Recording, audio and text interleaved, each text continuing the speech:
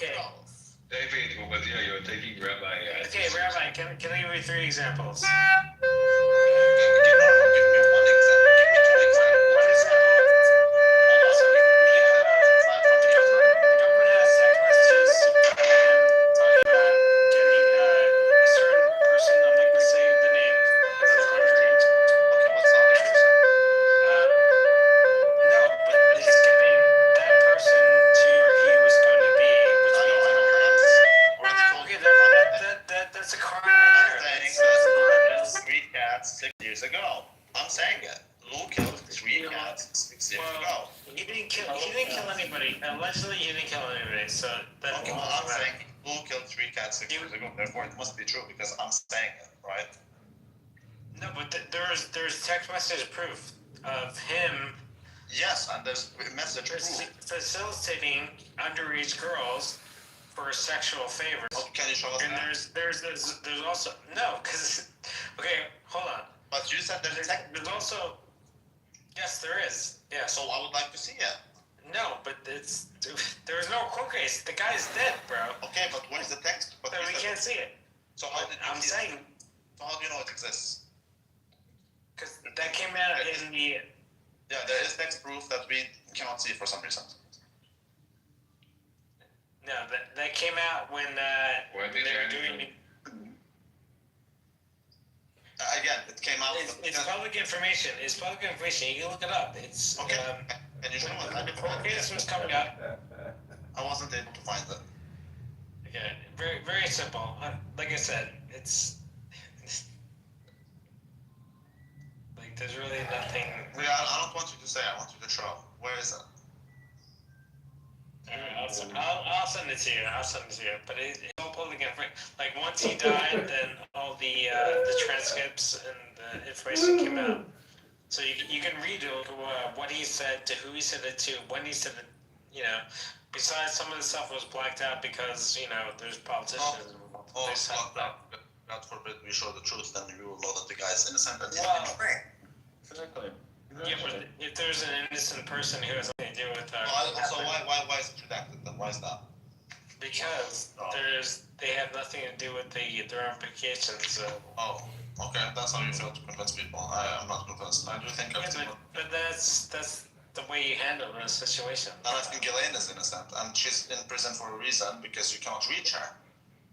Now, because if God forbid, why is she? Then because she'll be able to disprove the whole story. But why is she in prison? Like, what is she guilty of? She's guilty of trafficking children to nobody. And she was found guilty of it. She admitted to being. No client list. She's guilty of being a Jew.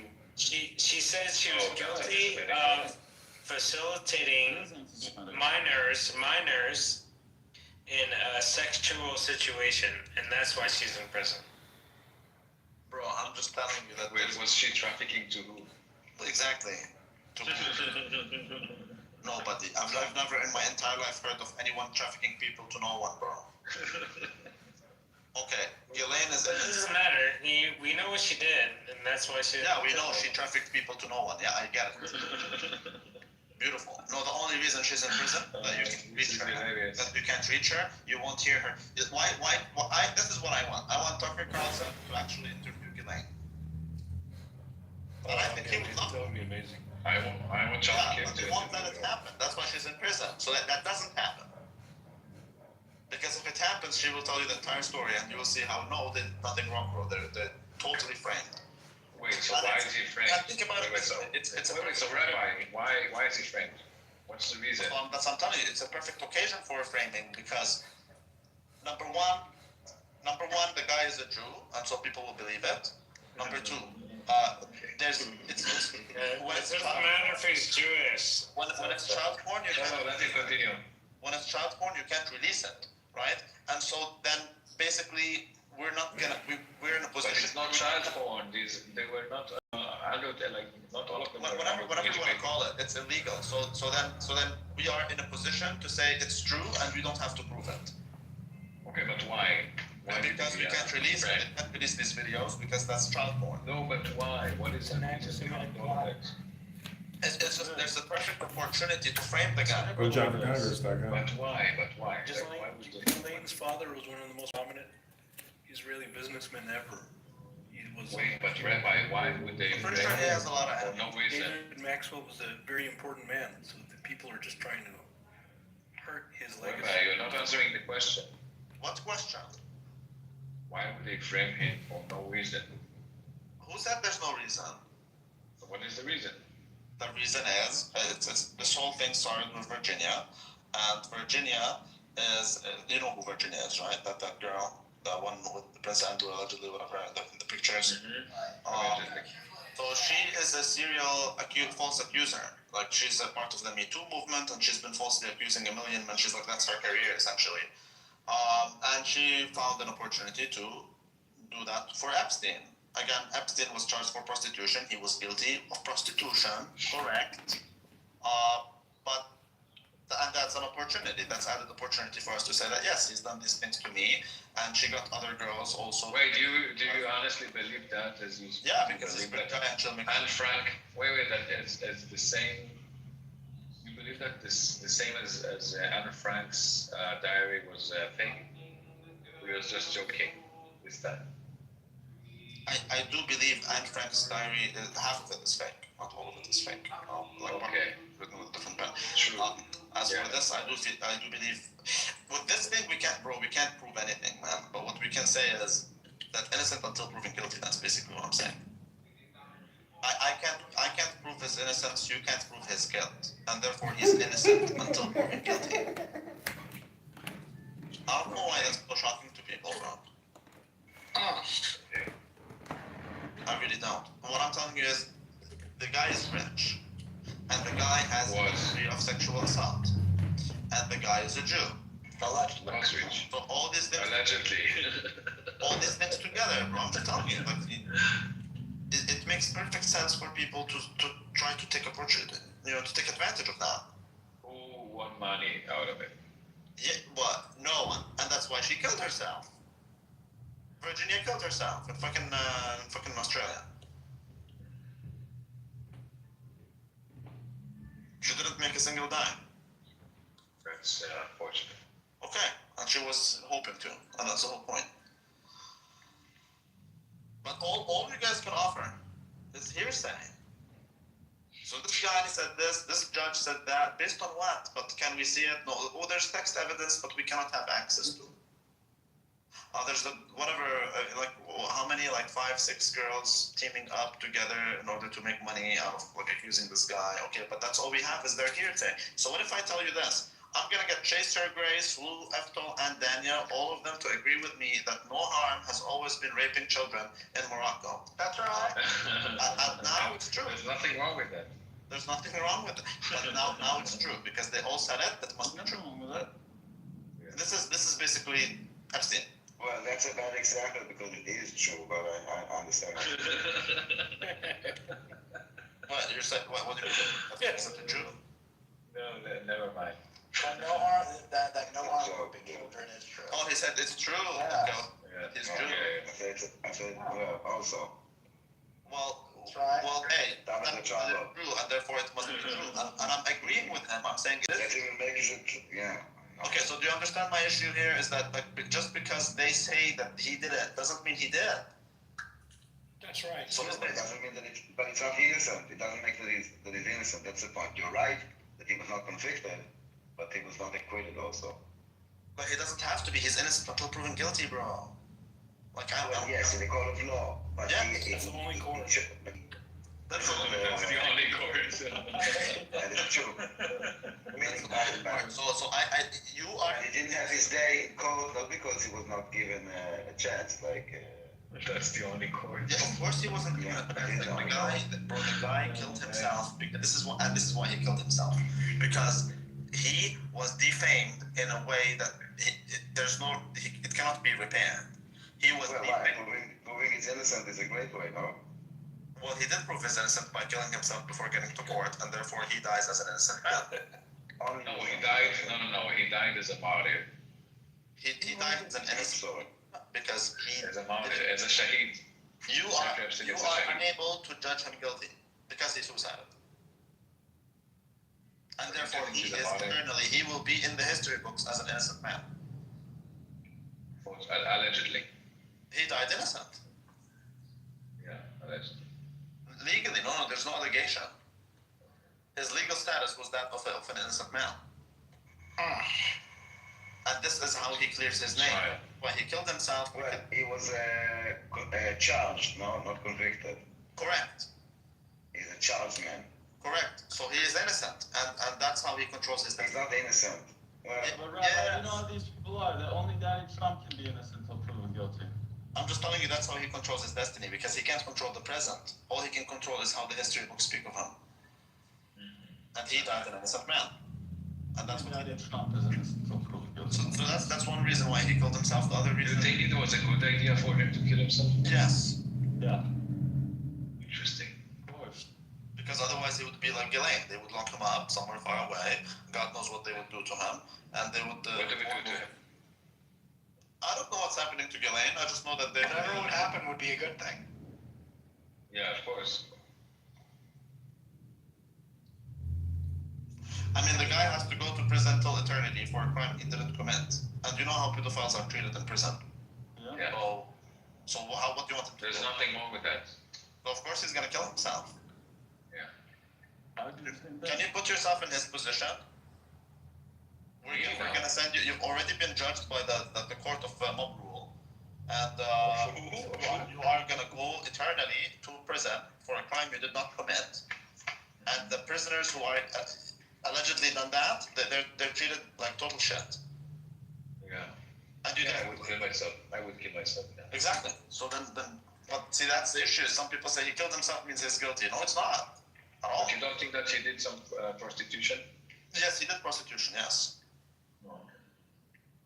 Yes, he did. And then you're referring to the 2008 thing, and he was caught, and he and that's why he only spent 1 year in prison, because it was prostitution. And it turns out the girl was 16, and he didn't know that. Is there anything wrong with prostitution, Rabbi? Yes. Oh, okay. Just I love on Donnie. What's wrong with prostitution? yeah, that's what I'm asking. Well, it's wrong because then it depends on the tax system. Based on what? I think it's Based on wrong. what? Because Depends on the what? It's wrong because of the It's a tax. fairly straightforward system. I believe it's wrong because of the tax system. What if there is no tax to prostitution? Because of the Yeah, then tax it's, system. it's Okay, no, that's fair, that's fair. Oh, because the prostitutes don't have to pay So taxes. you believe prostitution should be criminalized so that you don't have to pay taxes on hookers? This is why your people don't understand, by the way. Just point that out. Exactly. well, the idea is if I want to pimp a bitch, That's good stuff. That's good stuff. That's good stuff. Line reading there. if I want to pimp a bitch or two, why do I have to pay tax? Your heart. See, that's my problem. Is that if she doesn't pay tax, neither do I. See what I mean? I thought What if she? What do you mean? But she is this. This is a pro-freedom well, tax. because as the pimp, I'm taxing her. Now, when the government comes in and taxes her, so that's like the government is my competition. Why would I want her? That's right. So if the government competes with me as the top Well, bitch, usually, 'cause I'll be bottom bitch. in that usually, case. well, in Canada, at least, we decriminalized it because it was fucking up our court systems. Like, our court systems aren't set up to be putting through this many cases, and our court costs were so high, and that's why our taxes, part of the reason why our taxes were so high, is because we're pouring all this funding into it. So when we decriminalized it, we got a tax break on that.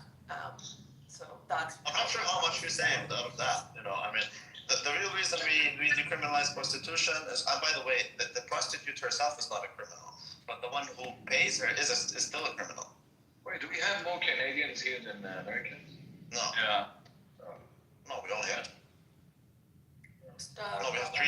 And I think. Oh, no, we got Aftal, you're Canadian? Yeah. Is American. No. Who's the other Canadian? It's just me and you. The only reason we legalize prostitution is so that we can tax the prostitutes, and by taxing Yeah, the that's a prostitute, huge part of it. The provincial right? So the tax- government Yeah, has to be the. but also because it alleviated a lot of our court systems. It's the same thing with the drug addicts. Over 50,000 people have died in Canada in the last 10 years from fentanyl Yeah, but I don't overdoses. care about these things. Though. But this is why they do because they want to alleviate our universal systems because everybody has to use the court systems and the law school, et cetera, et But the cetera. That's the point. The difference with the drug stuff is that you're not fucking my business. Here, you're fucking my business. Well, you're literally fucking a hooker, so is a hooker your business? Yeah. I'm not fucking a hooker. I'm pimping out a hooker. That is my business. Yes. Well, it's both. It's both. It's both. It's both. Two things can be true. I mean, yes, It's but not two false dichotomies. if you don't pay So then is your girlfriend a hooker? Or one of your, No.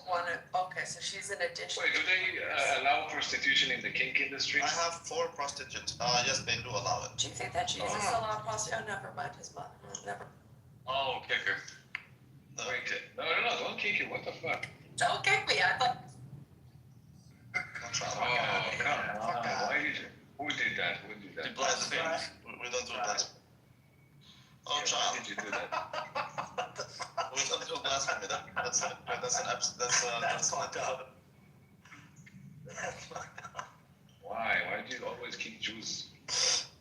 Why do Jews always blaspheme? Because their faith is weak.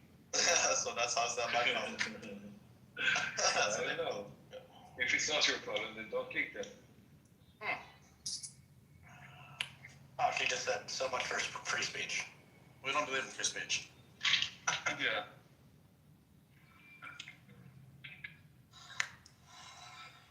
Because some of the Only things that we like are allowed to be said. Gotcha. That's actually true. That's actually Chase. What's your problem? Why are you speaking so much truth recently? He was talking to Palestine today for like 2 long hours. Chase. No, who is I don't know. Palestine? He's not even a Palestinian. Oh, a guy called Pastor. Are you talking about the Somali? No, he's not Somali. He's from Denmark or something. I don't know who the fuck that is. I just know resistance. Oh, resistance speaks the truth. Yeah. I would for sure go each Sunday to the Church of Resistance. Chase likes Amir's rooms. That's where he's at these days. It seems. Don't we all? Why don't you go to Amir's room? How else are we supposed to sell financial I blocked. You blocked me. Oh, he blocked you? Why? Well, Because I told him. Well, I told him the truth. I told him that. Well, again, Muhammad is yeah. I told him that. He's a pedophile. No. It's just no. I told him the actual truth that the General Assembly doesn't get to make actual. All they can do is recommendation. They can't really get to say something. So this is why he kicked you? That's why he blocked me. Yeah. Whoa. Yeah, because his argument was that I don't like it when people are disingenuous, bro. I don't care about your political views. I wipe my ass. Wait, the General Assembly of the UN? Yeah, they don't get to. They only can give recommendations. So if a resolution is passed at the General Assembly, that is a recommendation, nothing more. Right. It's not binding. If everyone in the General Assembly passes a vote that you should do A, B, and C, it doesn't mean you should do A, B, and C. It just means that you should, but doesn't mean you have to. True. Right. He didn't like it because he doesn't know that, and he thought everyone else doesn't know that either. Bless you. Right, and that's it. That's all it is. I just don't like people who are disingenuous. That's all. So according to each resolution, you don't have to follow the resolution. You don't have to. No, you don't have to follow it. You only have to follow the. So wait, so what is the validity of the UN? Like what do they do? Council. The Security Council is the only thing that matters. What if it's outside the Security Council? It doesn't matter. So it's nothing. It is. Yeah, it doesn't have. I can't believe that. Only the Security Council can actually make a difference. That's it. What can they do? That's why. For Security example, Council. you'd often find countries in the General Assembly making a certain vote, the Security Council making another vote. Look, the General Assembly is basically a virtue signaling podium. I see. So Yeah. it's nothing. It's crazy. Yeah, that's literally what it is. We can check GPT in. Yeah. No, but ChatGPT is anti-Semitic. Well, it's literally run by an Altman. Oh, so it's not. I prefer Grok. Grok is anti-Semitic. I like Grok. Yeah, me too. Right, but regardless, so I don't really care about your political views because I never met any person who agrees with me politically. So I don't really care about politics. Really? Yeah, I haven't met anyone who agrees with me. Your family members? No, Oh, okay. I never met anyone who agrees with me politically. I'm a fringe, tiny minority. Someone in the kink industry. No, bro, I'm an anarcho-capitalist. There's not many people who agree. Most anarchists are communists. But like my politics. What? Most anarchists are communists? Most anarchists, yeah. That makes no sense. When I say I'm an anarchist, most people assume I'm like an Antifa guy. Oh. That's the assumption. Gotcha. Right, so anyways. They're leftists, but anarchists. Interesting. I don't agree with you politically. I don't care about your politics. I don't care which political side you come from. I think politics is gay, and I think it's for poor people. I do believe politics is for poor people. So I don't really get engaged on that front. What about rich people? It doesn't affect them? We only care about politics as long as it pushes forward our interests. Interesting. It does boil down to ask of money at the end of the day, yes. But like I want to, for example, I have a certain business that I want to push forward, and then you come up with the regulation that tries to push it back and whatever. And that's the extent of our care, you know. Interest rates, that's what we care about. We don't care about no fucking activism. That's for poor people. Let them do it. Hello and welcome everyone. We are live in the virtual arena of Clubhouse where the atmosphere is electric and the stakes couldn't be higher. Amir, our host of the night, is in for the fight of his life as Chase steps up to the debate stage. Here comes the confrontation, and it's a showdown like no other. Chase, with the precision of a seasoned striker, takes aim at Amir, exposing the web of manipulations and lies. Oh, what a moment. Chase is fact-checking Amir's nonsense with ease, and it's a sight to behold. He's owning the stage, folks, delivering each point with grace and confidence. Amir is on the ropes now, and the crowd can feel the tension. It's clear Amir is losing ground quickly. What a performance by Chase. He's absolutely crushed Amir tonight. The final whistle blows, and it's a resounding victory for Chase. What an unforgettable night of debate. Who made that? Who made that? We need to go on 11 It labs. was on the news, Cardiff. That's right. That's right. Like, was it? Amir's I my want 11 bench. labs. Amir's my bench. Oh my god. What you need to do is this. Go on What is it that we learn? 11 labs. Yeah, I know 11 left. No, I didn't do it in 11 left. I have my own. So then you know John Kitover? Which one? John Kitover. Yeah. You need to use his voice. I'm not. This you need to pay to create like a clone. I'm not paying 11. Actually, Rabbi, I also thought that this was John Kitover for a second, right? Because that's exactly his The excitement. style. Well, John Kitover is the best library because if you don't want to use his voice, that's fine. He records everyone so that you can use anyone else's voice also. You need 10 minutes. Yeah, I know. So you can use Amir's voice. If you convince John Kitover to go to Amir's room for 10 minutes, that's all you need. True. Daniel, you gotta play that on the stage while we're both in there. Yeah, exactly. Well, if he blocked me because I told him that the General Assembly can only give you fucking recommendations, bro. Why do you think he would? Rabbi, listen, you have to understand there needs to be sales for the kosher shekel. I need to go and I need to sell our products. Our products, and what are those? Merch. Meme coin security and merch and dildos. We don't have child. Kosher.sex. That's a hidden business. I appreciate you telling people. And ass. Yeah, you can go to kosher.sex. That's right. Yeah. Check it. Do they like this website in the kink industry? Yes, this is Rabbi Shmuley's. There's a lot of horny motherfuckers. Is he also in the kink industry? That's his website. No, that's him and his daughter's No, website. That's his daughter, yeah? yeah, but His daughter is. no, but the question is whether he's in the kink Yes, industry. he's in it. His daughter is. He is. I would assume he is. But yeah, you're back. I'm not sure. Oh, look at Daddy Cool here. A song by Boney M. Amazing. Daddy Cool is a good song. I like that song. Daddy Cool. Welcome, Daddy Cool. Daddy. Welcome, Daddy Cool. Hey everyone. How are you doing? Who is in the picture? That's Amy, It is. Benjamin Well- Netanyahu. my role model. That's Netanyahu?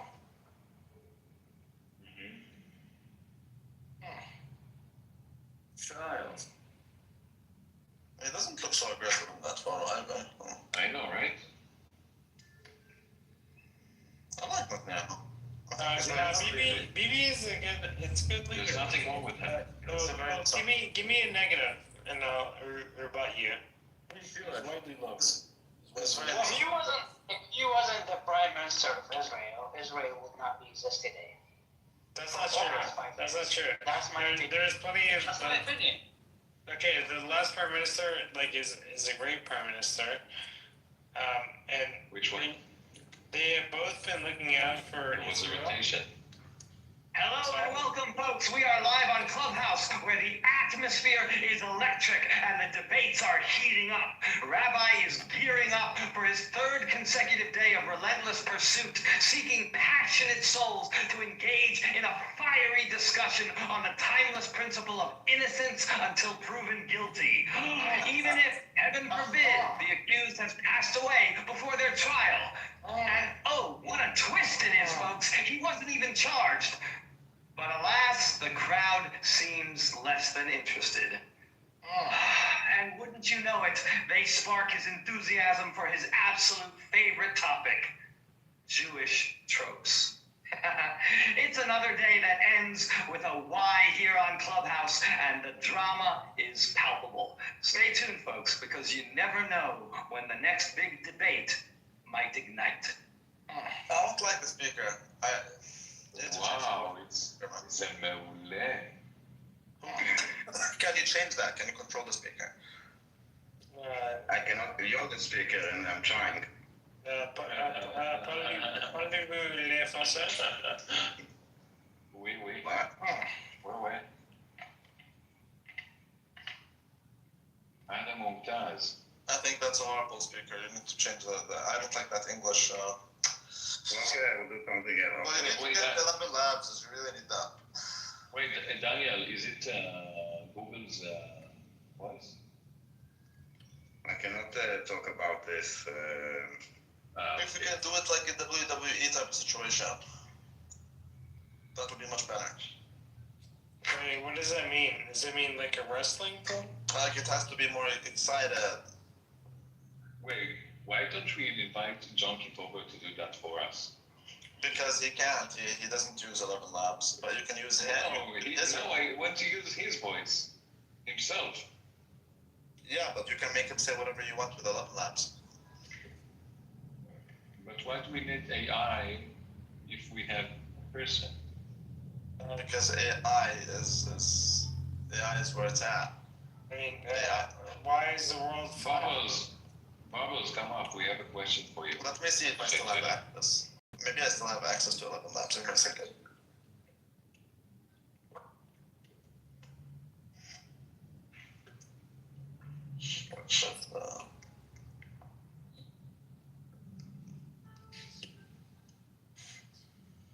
Okay, let's try this. That's right.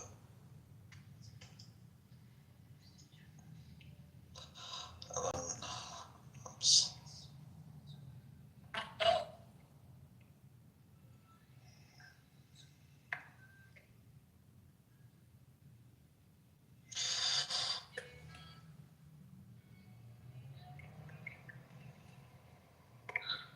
Yo, Bubbles, what's up?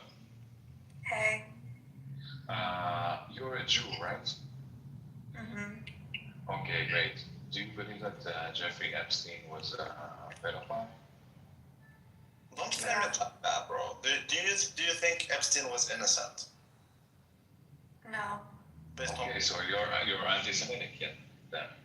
based on what?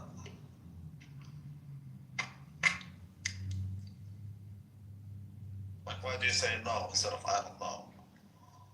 Me? Yeah. I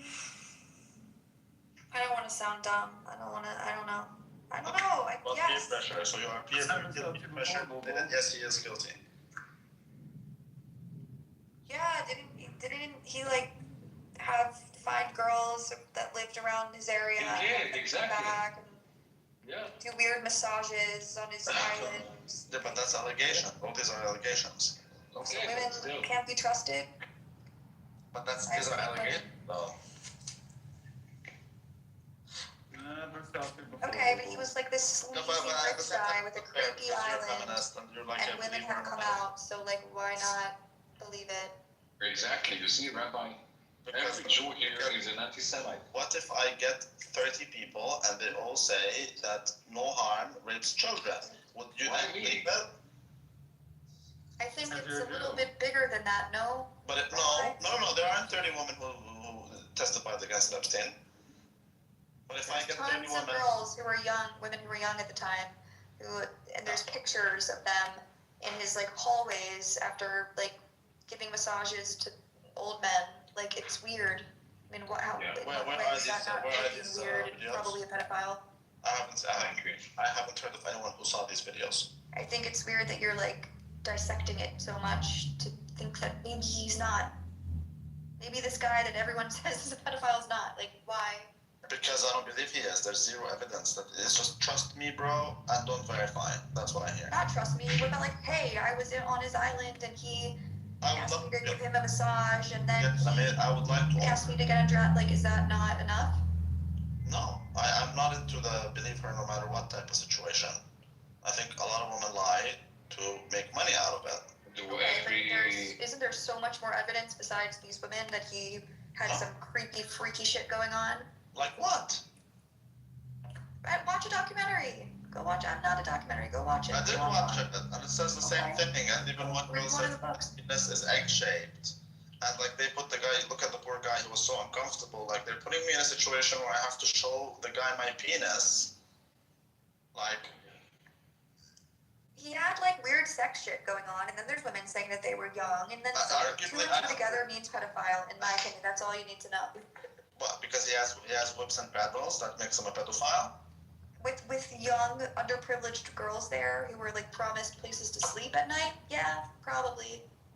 Based on what did he promise them to sleep? I don't know. I'm just remembering something from like 10 years ago that I watched. I don't really. I would hire. Bubbles, what do you think about Mamdani? I love Mamdani. Shut the fuck up, Rabbi. Yeah, Bubbles. I think he's I love Mamdani. pro-Palestinian and all like that. But there's nothing wrong with that.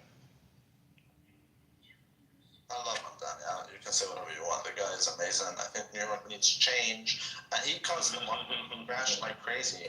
And now, well, he wants to legalize prostitution, he wants to legalize drugs, and he wants to do communism. Wait. He wants to legalize prostitution? Yes, and real estate no fucking way. Crash. And that's when we buy land. I love Mamdani. Yeah. I think he's an awesome guy. Do you think that Mamdani is good for the Jews in Israel? I couldn't care less about the Jews in Israel, bro. Why would I care? I don't know. Why would I ever care about that? Because maybe the real estate in Israel is going to rise as well. Well, I'm not really looking to buy Israeli real estate. That's too bad. I'm trying to What?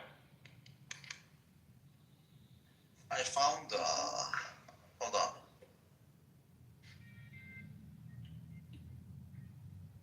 Hold on. Take your time. Rabbi, I need your playlist. Oh, bro, I'm gonna 100%. I'm gonna use this shit. 1 second. I could access 11 labs, bro.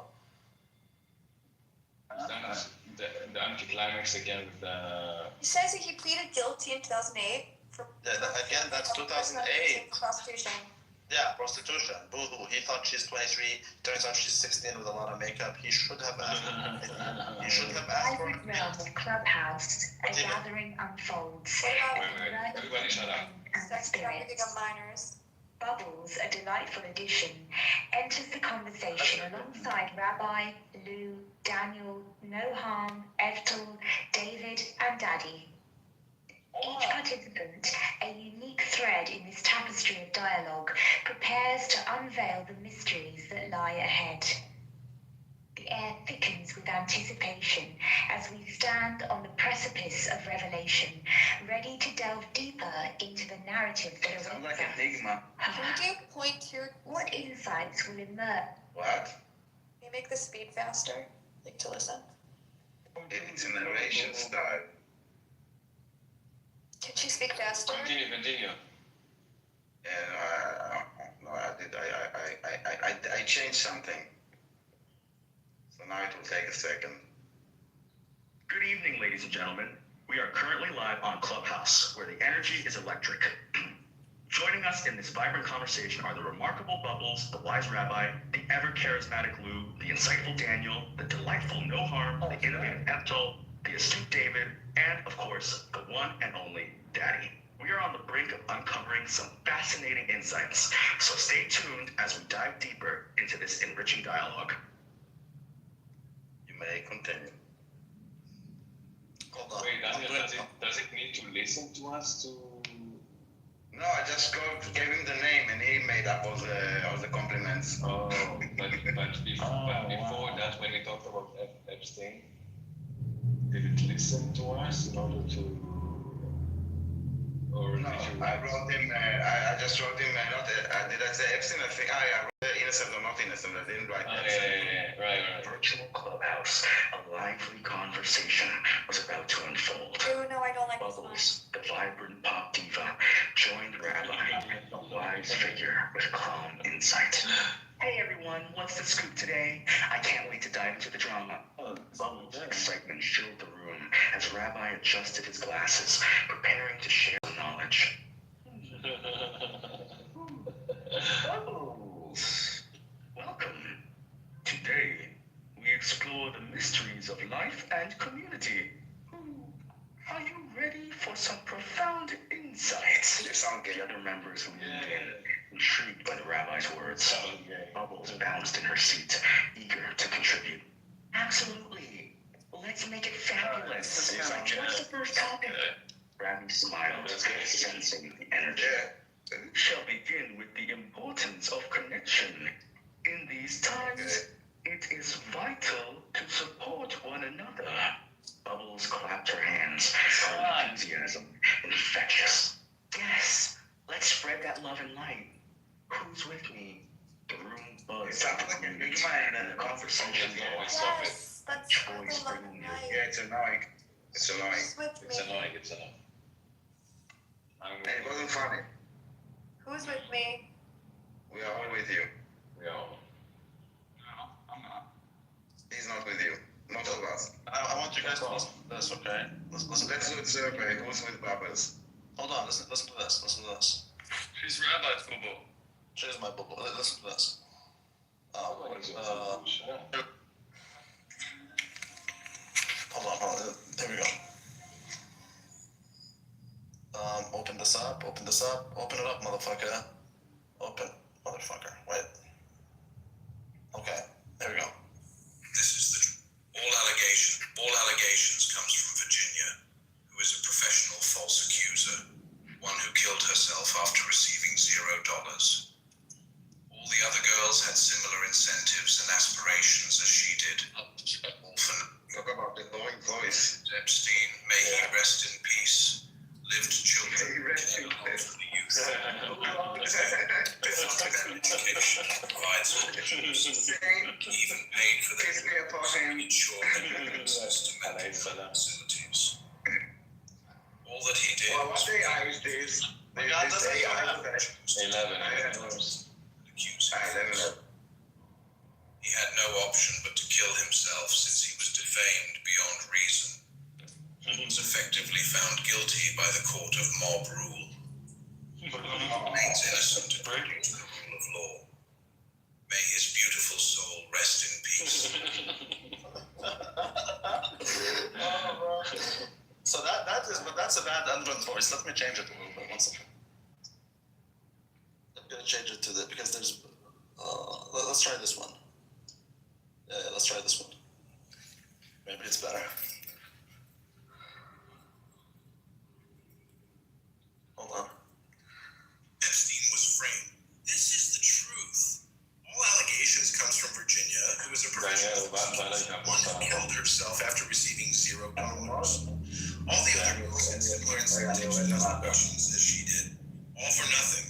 Truth is, Epstein, may he rest in peace, lived children, and cared a lot for the youth. He was the only one to fund their education. No, I know when she wants, she cannot come when Daniel is mounting. This one's horrible. Wait. This one's horrible. Where the fuck is it? Okay, let's try this one. This one's okay. Let's do this one. So now she can. Yeah, I'm inviting her. Let's do this one. Yeah, I think this is the best admin voice. Epstein was framed. This is the truth. All allegations comes from Virginia, who is a professional false accuser, one who killed herself after receiving $0. All the other girls had similar incentives and aspirations as she did. All for nothing. Truth is, Epstein, may he rest in peace, lived children, and cared a lot for the youth. Pronounce it wrong, bro? He was the only one to fund their education, provide scholarships, and he even paid for their travels and made sure they have access to mental health facilities. All that he did was for their benefit, yet some of them chose to take advantage of him and accuse him falsely.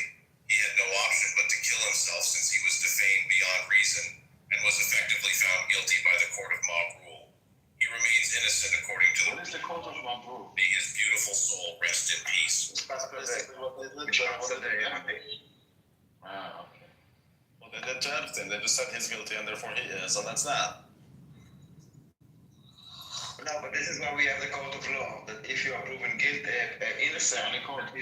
then exactly, which is the only court, and he wanted to take matters into his own hands, figuratively and literally, and so that's it. Like, Yeah, but that doesn't change the fact that he's innocent. According to the rule of law. it changed the fact that it wasn't his only option, and he wasn't already convicted. And the court of law, as we said, it's the only court. And the Guys, we have more Jews than non-Jews in this room. We are taking over. we are overrepresented. That is because we control That's the problem. we control everything. We're occupying your room, Rabbi. That's my ass. The only thing you can occupy is my ball sack. Collectively, not your person, but we all I love you. Bubbles, hey, it's been so long. Okay, Alright, guys, girls, get in the room. Now I need like to go back Bubbles to more my- than Buttercup because Bubbles. In the room, a cutting Buttercup stood before the inspector. Her voice sweet, yet lace. PTR. Dear Inspector, you see me as a flower, but I bloom with wickedness. The inspector raised an eyebrow, intrigued yet cautious. You think you can fool me with your sugary words? I've heard better tricks from a two-bit magician. Buttercup smiled, her eyes glinting with mischief. I speak of love for this land, yet I crave its transformation, like a caterpillar into a butterfly. The inspector shook his head, determined to see through her charm. Transformation? Or more like a takeover, huh? You're just using pretty words to hide your intentions. All right, Buttercup fan leaned fiction, closer, amusing. her voice dropping to a conspiratorial whisper. Isn't war just a dance, Inspector? A dance for freedom, wrapped in a shroud of chaos. The inspector stepped back, his instincts on high alert. I'll be watching you, Buttercup. Your poison may sound sweet, but I won't let you trick this city. And with that, the game of deception continued, each word a step in a dangerous dance. That's brilliant. זה מעולה, תקשיב, אתה חייב להגיד לי אחרי זה מאיפה אתה מביא את זה. Oh, Sean, listen to this. מצוין. Listen to this. Why don't we just like actually talk instead of letting it? Look at all these loser niggers jumping on the bandwagon, judging We it. tried that Bubbles, we tried it. Did we? I didn't. No, hello Bubbles, where are you from? I don't know you. She's from Israel. Danny, we've spoken so many times. So you had a different... He's from Tel Aviv, just like you. Where's Issa? What was it? Pinging Issa. What was your name? L. Okay, Mars. No. Just wondering Bubbles. Daniel, you're in Tel Aviv. Look at all these loser niggers jumping on the bandwagon and judging Epstein without any proof. Not now. I hope you idiots self-reflect, get a job. Now I'm in Berlin. With lots of joy, but half-assed love. Epstein's back. Rabbi, we're not with the Shut the gentleman. fuck up. He's innocent. Let's move on. Yeah, he's... Well, listen to it. Look at all these loser niggers jumping on the bandwagon. Convince us. We are... So I hope you idiots self-reflect, get a job, and lots of joy, but half-assed love. Fuck off Epstein's back, you pedophobes. We just words at this point, Rabbi. We just hear words at this point. It's not even like... We believe you, Rabbi. Yes. You don't have to believe me, you have to believe the courts. Yeah, I'm sure that one day you will find people that will be willing to kind of have this like long debate. But they did. 2 days ago, I raped a room for 3 hours. This is why I know that you're there for 3 days on this topic and no one wants to engage. Oh, you saw it? I heard it, like I went and I heard it. And Well, you don't want to engage. Black people love to engage. Black people actually engage on this topic. Wow, that's racist. That's That's racist. racist. But Nothing wrong with that. If The only time they get engaged. you go to a black room, and if you put the title Epstein was innocent, only black people will show up anyways. I see already now that like the propalis spread on Mamdani that his father is an Epstein. Because on Wikipedia, his mother was married to an Epstein up to a year before he was born or something like this. Oh, so they're saying he's a crypto Jew? I lost most of them. I don't know. No, well, she's not a Jew, and it's the mother. Talk about his wife, Lou, his wife. But I think many people like he posted something about there was like an anti-Semitic swastika, and he posted something on Twitter like that as a mayor he will find anti-Semitism, and so-called pro-Palestinians lost their shit. Already he's like being paid and already works for the shits. He's already owned. Well, he's It seems like a good owned story for the Jews, by right? the governor, so like he better get used to it. Sorry. That's right. That's right. That's right. Yeah, if you want to make us talk like you, Rabbi, shame on you. That's right. Chase isn't as a mirror, so I'm just saying that's right over and over again. Leave him alone. Yeah. You know who invented that's right. That was your friend. Rabbi, isn't it Rabbi's trademark? Yeah, so I think he invented it. I don't know. I didn't start saying it until he started saying it. I don't know. Well, what are you talking about? That's right. So Chase isn't a mirror, so I'm saying that's right over and over again. A guy called Cowboy from דניאל, שלח לי הודעה. איך אתה עושה את זה? אני שולח לך את האירוע. יאללה. יכול להיות שאתה צריך VPN אבל. Why do you talk about him like that? That's something. Sorry. I'm speaking that monkey language.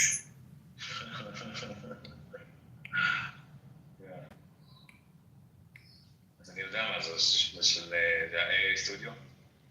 לא, אני יכול שזה יעבוד. היה חלק מהדברים שתצלת בארצות הברית, אני לא בטוח שזה לא טוב. Some of the things you need to be in the United States, but it was... Wow. Okay. Bunch of Hebrew niggers in here.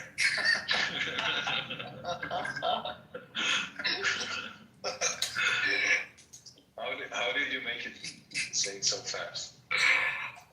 There's a lot you can do, bro. It's just that I have to be on my computer just to actually do it right. But And it let you say like offensive words. wait, I let you do everything. The only problem is you can't use Trump's voice or Biden's voice. It's banning, like it blocks me every time I try to do What it. is this program? Is this how they generated my voice? Like what? Yes, is this it's very easy. 11 labs. You can just take it. How do we know it's you, Balata? What? Yeah. How do we know it's really you? What is your social security number? Just so we confirm it's you. But Edmund's voice is the best, bro. Honestly, that's where it's at. Bunch of Hebrew niggers in here. Oh boy, that's so cool. That's insane. Yeah. Does it like adopt Microsoft got all. personality and stuff, or just voice? What? No, both. Like for example, you know Mama Jazzy? There's a woman called Mama Jazzy. She's always screaming. So when you make her say something with 11 labs, it's always screaming. Nice. Oh. Yeah, but that could be part of the voice cloning. Yeah, it is part of the voice, exactly. So But yeah, but that's not. Nah, but I might. You might be right, but I'm not saying it's not inherently. It might not necessarily. Wait, is that a black woman? Yeah. Okay. Yeah, so it's part of your voice cloning your personality. Yeah. Well, because she's a screaming woman, you know she's black. I mean, okay. Fair enough. That's anti-Semitic. Nothing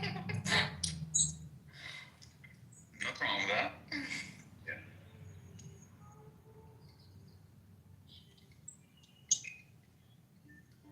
Oh. Yo, I have a question about the title. Kathy Wood. Nobody cares about Kathy Wood. We're talking about Jeffrey Epstein. Buttercup is more obsessed with herself than the average Jew. Rabbi, Tisma. Buttercup is more obsessed with herself than the average Jew. No Harm probably finds this to be anti-Semitic. Don't care though. Eat my ass. Is this John Kitover? Whose voice are you doing? That's John Kitover, yeah. It's great. But if I you're think the other one you had sounded more like him. which one? Okay, let's try. Let's try this one. Try Amir's voice.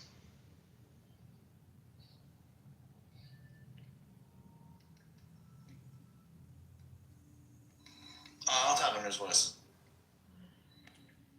Hold on.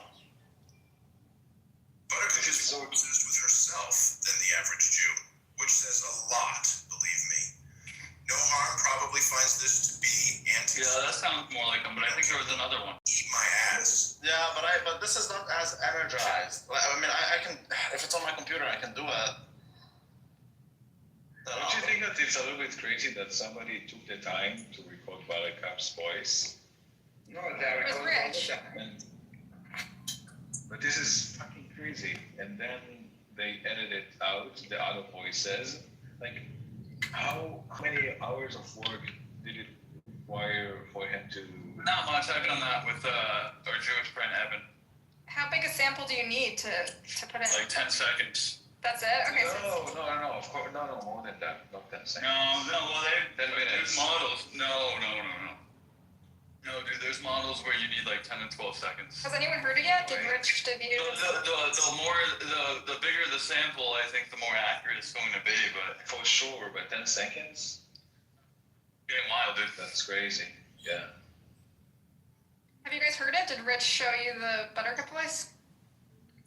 No. Yeah. Abu Batata. Yo, what's up, man? Yeah, how are you? Hey. I'm Dada. So you can talk, yeah. I don't know, it seems like you guys are talking about something else. I was confused by the title, Kathy Wood, the only woman in finance.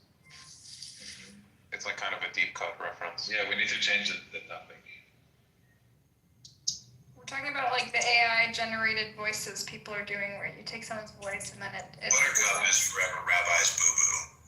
She will always be near and dear to him. He will always tuck her warm in his pants and light up her sparks.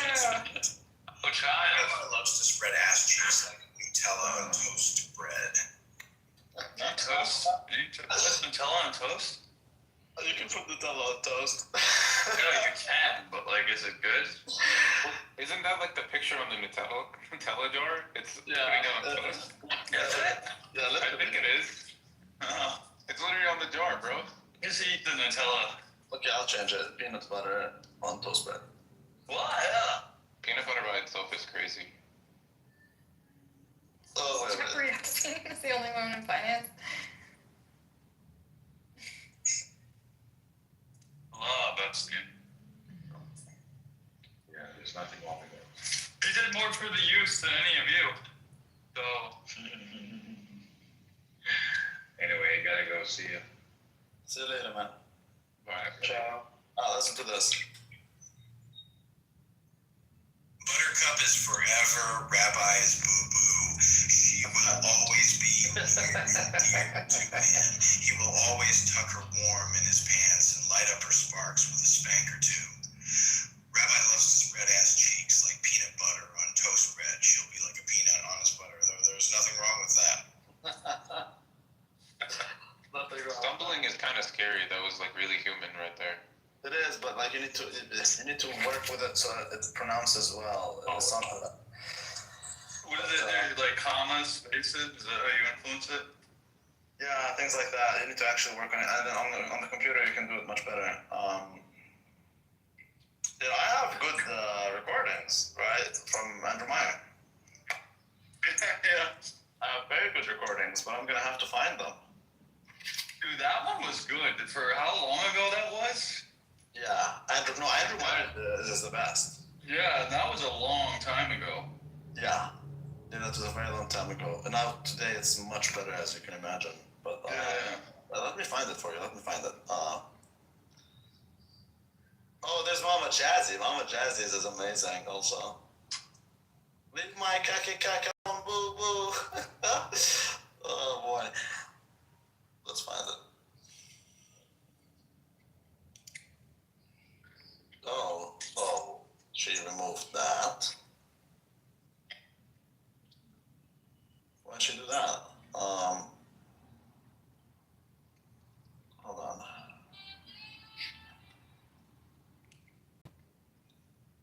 I was relying on fucking Isabel's chat history.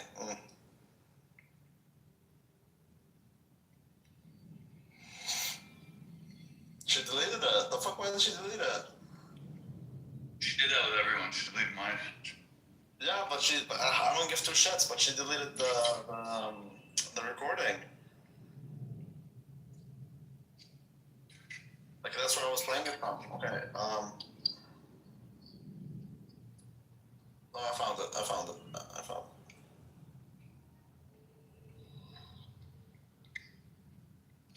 Oh, I found where I will find it, basically. Is that it? So, recently, Rabbi, or Randall McDickerson, has my FetLife account on Telegram. I'd have you know that this is an invasion of my privacy, and it is indeed punishable. Wait, when did it stop? I know that. Well, that's not, hold on. That's not the one that I really want. Hold on. Where the fuck is it? Man, fuck Isabel. She deleted it. It was golden. Why would you do such a thing? Didn't you use Diego's account to do it? Wasn't it, shouldn't Diego have it? No, you can't save it like that. Hold on, let me try to see if this guy still has it. Wait. He might have it. He might as well have it. Fucking Rabbi was telling Andrew Meyer about the dangers of cuckoldry and wife sharing while I was sitting right there. Like, hello? Leave my cuckold alone, bitch. First time I opened my legs, I got pregnant. Then I opened my relationship and he ran away with a dumb hoe. Ain't there no body taking my fucking cuck away from me, boo-boo? Y'all be racist to me like I'm a National Geographic motherfucker from Rabbi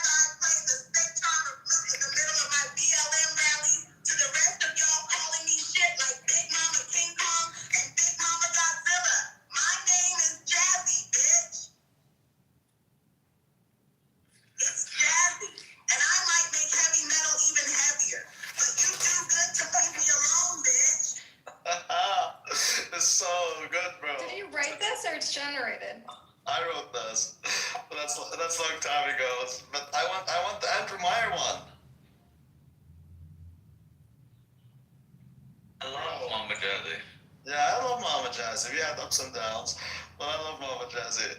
She's one of my favorite people, actually, believe it or not. Bro, she deleted it. It's gone. The Andrew Meyer ones are gone forever. Well, So you have this technology's been around? I thought this is a new thing. People have been doing No, this. it's very old. It's super old.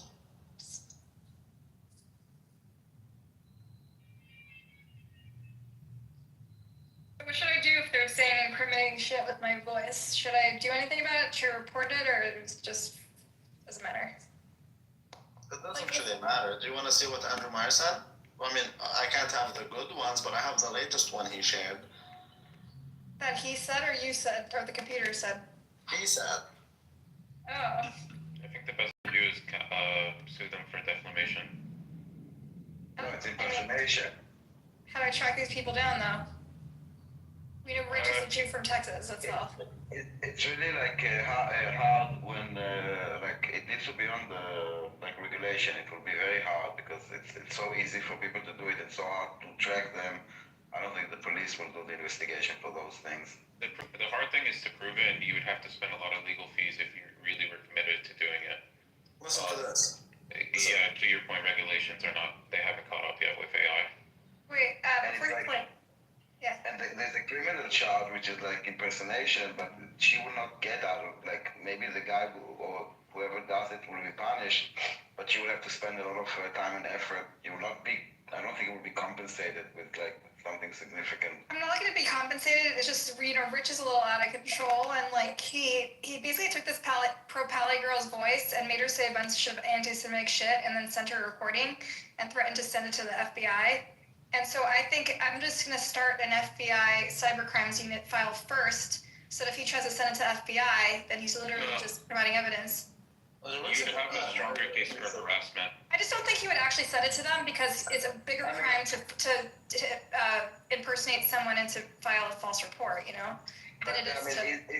Is it like obvious impersonation, or is it like I mean, is it like how do you call it, like a joke, or is it actual people believe that it's you? I actually haven't heard mine, but there was I don't know, someone told me a girl got rooted left. He said. This is like Epstein all over again. It's like Rabbi now did what's his face, you know, but we all knew that he's playing John Kitover. We didn't think that now he joined the conversation, even though he did it, you know. He wasn't like impersonating him or like creating like an account, like, you know what I mean? Like we all knew that. It is an impersonation still, because you're basically trying to.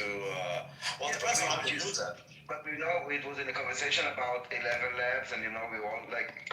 It depends on the context. So the question was, it used to impersonate you or like to make people believe to cause harm, yeah. To cause harm. So what he did with this pro-Pally girl is he recorded her saying anti-Semitic stuff and said this is going to the FBI, and so she got off the app. And so I don't really think that's a plausible thing, just because like filing a false report with the FBI is a much bigger crime than saying some pro-Pally shit on an anonymous app, you know. So it seems that there's a few explicit state regulations against using false impersonations through AI. So it depends on the state you're from. I've seen New York, Tennessee, California, and like 3 other states that explicitly ban this and criminalize it. There might be federal laws too. Federal, let me see. It says on the federal side, it's the right of wait, no, that's state law. Where's federal? Do you guys see a phone symbol on my, or what's up? Yeah. Federal wise, it's only proposed right now. Nothing has been signed off. Oh, I don't care. I don't care if it's a choice or not. Abdullah Simpson. Oh, Abdullah Simpson. I love Abdullah Simpson. Simon got, you know, he got pissed. He got shredded today. He got shredded every time he interacts with people who know a thing or two about Iran. What happened? I to say? I mean, do you want to share? Is it Ayn Rand related or is it another type of shredding? Yeah, of course. Well, in a way. It's always the same thing with Simpson. Always this objective. It's always the same. Yeah. He's the best. Look, he's the best subjectivist I know. But someone basically, I think, what were they saying? He ran away. Did he?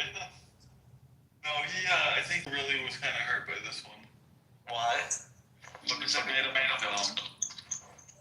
Bro, but his arguments are like, I love Abdullah Simpson, but the truth of the matter, bro, is if you're gonna die on that Ayn Rand hill, bro, you're not gonna have a good time. It's just that simple. I get it. So what was the argument that made him look dumb? What is it? I didn't even argue. Someone asked him. Or who was it? First things first. No, some guy. I don't know who he was. Never. Maybe I've come across him before, but not someone that we know. Yeah, he said something along the lines of like, if you don't observe, how did he say it? He basically asked, are you required to observe something for it to exist? Something like that. Simon said yes. So You're required to observe something for it to exist. That makes sense. I'm butchering how he said it. No, but that makes sense. That does make sense. That's something. That is something Simon would say. Yeah, no, exactly. Because the Ayn Randian view doesn't understand difference in time. Like they treat time as if it's like a point right now, like this point. But like, what if it's something that I will be observing tomorrow? Well, therefore it will come into existence, right? Well, and the guy, I'm just going to come up with a separate example. So the guy says, okay, so if you need to observe the rock in order for the rock to exist, then after you die, does the rock no longer exist? It was a very similar thing to that. Simon couldn't really back. Well, see, Simon is retarded then, because the way Ayn Rand would tackle that is she would say, when I die, I no longer exist, and therefore I cannot observe. I am butchering it, but it's something like as ridiculous as that. Where he basically said yes to a question that like everybody knows that you don't have to say. Because the guy was even shocked. Maybe he didn't know Simon. The guy was like, wait, you said yes to that? That means Simon himself is retarded. Because again, Ayn Rand would easily... I don't think he's retarded, dude. I think he knows that there's flaws in his views, but he, like, for some reason, for him to acknowledge that there's a flaw, he thinks the whole thing collapses, which, I mean, in his sort of view, it sort of does. In his sort of view, it does, but I don't... It does collapse, but he didn't represent Ayn Rand's views well. Because I was like, again, I want to ping him back in. Because he'll remember exactly. You know it's not. Okay, hold on. Lou, be nice. I love Simon. Yeah, he's nice. I even sent him a message on Instagram because I kind of felt bad. Nice. Okay, that's cool. Nice. I said, you know, you're my favorite subjectivist. Yeah, he is my favorite subjectivist too. But how many people are you like in the scale of 1 to what? My God, Obadiah is drunk, bro. Do we kick this in again? On a scale of 1 to what? So no, what's the scale, David? No, Lou, you're giving like a scale. Come on. Like a scale of like 1 to what? Abdullah Simpson. I like him. I think he is hardcore programmed. Okay, he is someone who is programmed, and I've met a lot of those in my life. And that's totally fine. But the issue then is, he again in this case, if what you're saying is true, then he misrepresented Ayn Rand. You know what I think? I might be butchering, but I think I won't get into personal details, but I talked with him about this. I think his life was going down a path that wasn't so good, and then he found objectivism, and he really did turn his life around quite a bit. I think that's why he's so attached to it. Hey, I'm not a psychologist or therapist, bro. I'm just a clubhouse troll who sometimes like spews wisdom.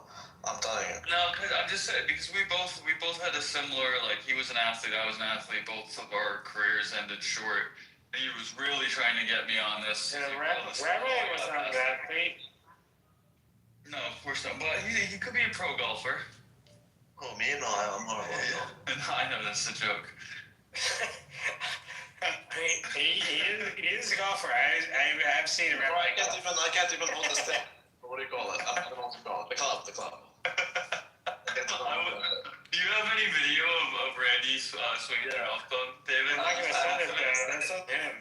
I have a video. Send it to me. I want to see this. It's not. It's on my computer.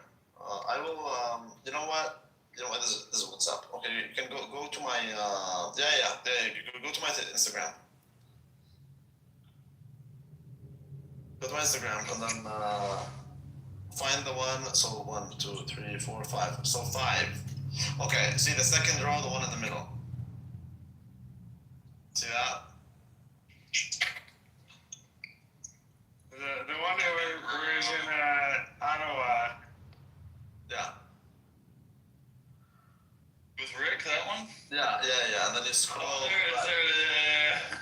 The last 2 are videos. He tried, though. He tried. You give him like an A for trying, though. Yeah, I'm so glad, bro. Yeah.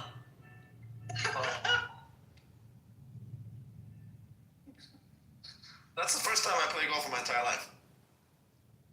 The second one wait, no, you hit it up there. Yeah, I thought I smashed some shit or Dude, can you hear me in the background? I was laughing. I should have laughed, but I didn't laugh in the background. Yeah, I'm very bad. Yeah. Bro, I'm not a sports guy in general. Like, I play volleyball, I play soccer defense. I'm good at defense. That's about it. Like, I'm not a sports guy. I'm more of a math guy. Yeah, it's never been something that I. Anyways, that's what I'm Simpsons. See, that's my strength, is that type of stuff. So CM was there. CM, do you remember what the guy was asking Simon that he got in Fatima's room? Yeah. But this guy's retarded, bro. No, but CM was there. The guy, JCC or whatever his name was, asked Simon something, and Simon said yes to it, which was like amazing that he would say yes to it. Yeah, but he always gets shredded, bro. I'm telling you. The Ayn Randian philosophy cannot understand the difference in time. They don't factor it in. It's like a computer. You're working with a computer that doesn't factor it in, bro. There's nothing. Dude, I'm not on Ayn Rand. Reality is what it is. Therefore, reality is in the now. There is nothing called tomorrow. He was asking something like it was something along the lines like that. Do you have to observe something for it to exist or something along? Yes, no, I understand that. I'm answering CM in the chat. So since everything must be in the now, you have to stick to that with them. You can't talk to them about future things or things. For example, I told him 1 million times. Do you believe that? Because if you believe reality, no, I don't think he was trolling, dude. I know he's. Oh, you're talking to this guy, so bro. Look, the Ayn Randian philosophy believes reality is what it is, regardless of perception. However, do you then believe that perception doesn't lead to reality? No, he doesn't, because he cannot factor in future. He cannot factor it in. So I ask him, okay, what about inflation? Because expectation leads to reality. When people expect an inflation, and inflation happens. Fact, ChatGPT it if you'd like to. So how do you factor that in? Well, he doesn't. To him, it must be in the now. Okay, so then let's limit things to the now. Hold on, but alludes there. Huh? I'm just telling you how it is with Ayn Randians, bro. I don't care about Simon. I care about Ayn Randians, and he tries to adopt that philosophy. So he then must therefore fall into that camp where there is nothing. There is the now. But I'm more interested in where people expect inflation and I guess not an absolute thing. Yes, it is. Yes, it is. Because when people expect an inflation, they start behaving as if there's an inflation that's coming, and therefore that creates an inflation. And the more people believe. Okay, but if that's a fact, then you should be able to reverse it. You should be able to say, well, if people believe that the market's just going to be good and it'll never crash, it should never crash. Like, Yes, exactly. If people believe that the market should be good. Maybe that can apply to like financial markets, but that's it. That doesn't matter. That's still reality. It can be a reality, but if I expect the wrong if you're making a statement that reality is what it is regardless of perception, well, it's been refuted. I can refute that just by relying on the markets, and I don't even need to go there. I can just, because he doesn't understand markets, but he does understand inflation. So then you should know that an inflationary expectation does lead to the materialization of these expectations. It's just what it is. If people expected deflation, then deflation is what will happen. But when you say that, it's like that's a very what percentage of people? Is it 51% of people? Like, it doesn't matter. It's an aggregate. We aggregate these things. There's even a formula for it. But like these things are aggregates. Doesn't matter. Yeah, but it still changes. It still does refute the idea that reality is what it is, independent of all perception. That's a false statement. The only way it can be real is if you limit us to the now, which is what they do. So right now, expectation doesn't yield results. Results are what they are, and we build expectations based on them. And that's kind of the camp he falls under.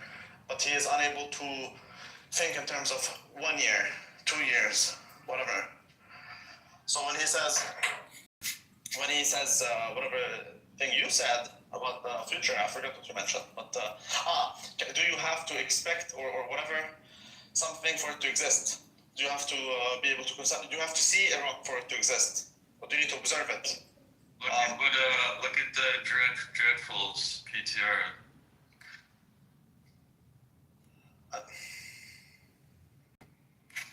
What is that? How's that relevant? How's that relevant to what I'm saying? Should you just buy stocks until you die? Stocks are never a sure thing, especially when everybody seems to think they are. That's a stupid Wall Street Journal. I'm just saying. I mean, I'm having a hard time wrapping my head around that idea of what you're saying. I mean, I get it. The mass psychology. On the wrong areas. You're so focused on the wrong areas. We can talk. I'm not interested in the Ayn Rand thing. I'm not. Ever since I said this thing about markets, that's where my interest has been. Why can't you understand then that if everyone expects Nvidia to go up, it will go up? If everyone, yes, that's what I'm saying. Like, if it's an absolute thing, like, well, when does it become an absolute thing? Well, what if it's an aggregate thing? It's never an absolute. So let's say 55% of investors believe it's going to go up. Then it's more likely to go up because then those 55% of those who are in the market will actually pump money into it. Miss Boo Boo, are you black? Hi. Are you black, Boo Boo? No. Oh, that's racist. No, we only keep black people.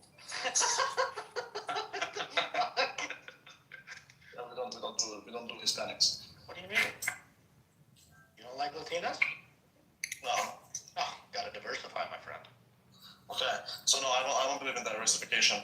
Diversification is for losers, according to Tim Randallson. Diversify your portfolio to the maximum. Yeah, sometimes. You have to diversify your ass as well. That I believe in that.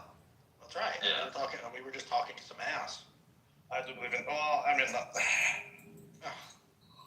she was Hispanic, unfortunately. Look, bro. Doesn't matter. Hey, we used to play a game where every 10 minutes someone has to get kicked. So what if it's so is it like 55% of people, investors? Hold on, I'm not done. Is it, when you say 55% of investors, is that the mark, like, okay, so one guy is 1% the investors, but this guy happens to control 55% of the money, then you could say, well, in that case, then yeah, the market's going to go up because he believes it's going to go up, and he controls 55% of the money that he invested. Bro, there's a million ways to calculate these things and still estimates. Okay, fine. So if the number of investors out there and each one of them weigh them by their net worth, how about that? Yeah. So then if you come up with a situation where, because you keep thinking about it in terms of the absolute, it's not in terms of the absolute, it's in terms of the relative. If of all these investors that exist in the market, or all the investors that have access to this market, if, say, 60% of them believe NVIDIA is going to go up, then NVIDIA is more likely to go up. Because if these people think it's going to go up, disagree with that. then they might as well invest in it. And if they invest in it, it goes up. And therefore, expectation does yield, it does materialize in reality. I get that concept, but you said it will go. Yeah, I'm caught up on the absolute, but now you're kind of walking that back. Yes, because it's not about the absolute. The absolute doesn't exist. We're on the same page. Yeah, it doesn't exist. It's simply the fact that if the majority of people believe that something's going to go up, then they would invest in it. And if they invest in it, it goes up. So expectation does create reality. And so the Ayn Randian philosophy is gay. It is a homosexual thought. Hardcore. It is whoever holds these beliefs is someone who is incapable of comprehending time difference. Yeah, but I don't like that example, because the 45% of people that expect it to go down, even though it still goes up, their expectation does not create reality. So it's like a collective thing. And that's good. That's good. So the stronger the expectation, the more likely it materializes. So you're right. When it's 55 believe it's going to go up, 45 believe it's going to go down, it's more likely to go up than down, but guess what? It might go down. Okay, but if it's like 80% believe it's going to go up versus 20% believe it's going to go down, no, it's even more likely to go up. Yeah, I agree with that. Okay, so exactly. Still... So the more people expect it to go up, the more people will expect it to go up. And the more, and that keeps increasing the likelihood of it actually going up until it actually goes up. Yeah, I don't, to say expectation creates reality, it's like, I guess on a collective, you could say that, sure. Okay, so the Ayn Randian philosophy says expectation cannot create reality. Is it saying, hold on, is it saying it cannot, or inherently, or inherently? Yes. It says that reality is, that's one of their laws, is that reality is what they believe to be laws. I think it's an absurdity. That reality is what it is, regardless of perception. Yet at the same time, they rely on empiricism, which says reality can only be perceived. It's amazing. It's retarded. Yeah. Ayn Randianism is the most retarded thing I've ever heard in my entire life. That's why I just can't. I love Abdullah Simpson, but he's a robot. That's his. And therefore, when you introduce a virus to the program, it just crashes. It just has a blue screen. Rabbi, what does it take to obtain such wisdom? I've been studying Torah.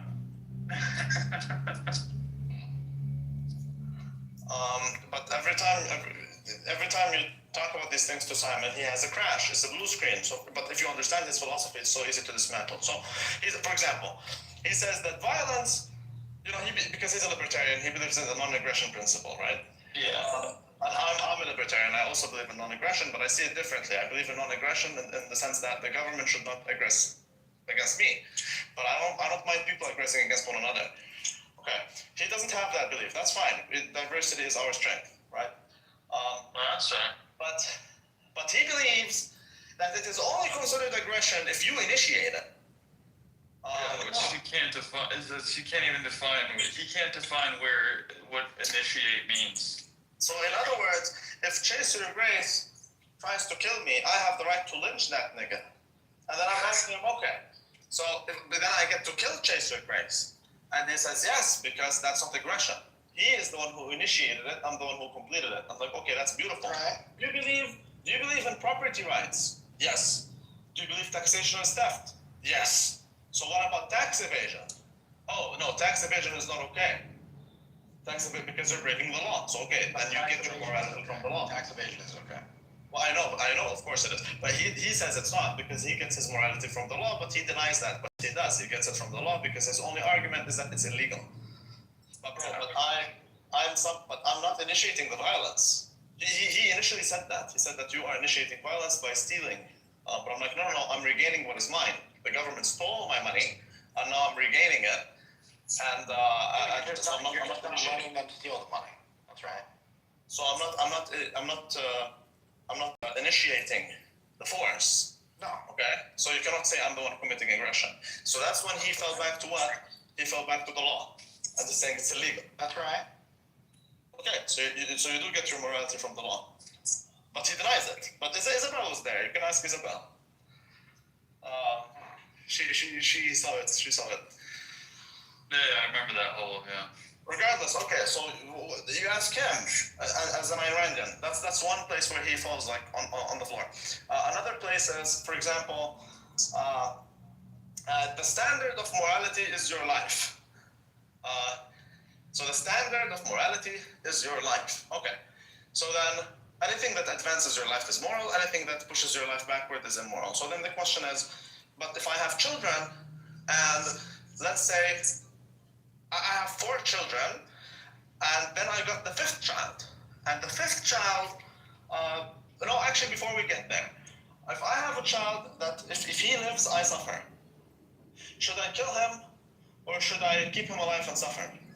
Well, he says that I should keep him alive, but okay, but hold on, but the standard of morality is my life. According to Iranianism, I should be able to kill that child. So you would see he supports abortion. But then, you see, but then he cannot. Hold on, but what if the kid is 15 years old, like Isaac? But let's say he's like Isaac, and I want to kill him because that benefits me, let's say, for example. Should I do it? He would say no. Based on what? Based on nothing. But he makes stupid claims, like, oh, but then you're initiating force against someone. So I'm like, okay, if you're initiating force against someone, then what if I have 4 children, and now I have the 5th child? And the 5th child is initiating force against me and the other kids by lowering down our living standards, right? So he's initiating the force, not me. His existence. That's a bad example. How is it a bad example? Because the existence alone being what's defining initiating force. I just think that's a bad example. It's not the fact that you exist. It's the fact that you eat. Now you're taking from the share of the other kids. I can only sustain 4. Yeah, but how could you? This is what I'm saying. This is like, okay, so how can you say that he's the one initiating force in that example, not the 4th child or the 3rd or you? No, because he's the 5th one to be born. Just because he came on, yeah, it's a bad example.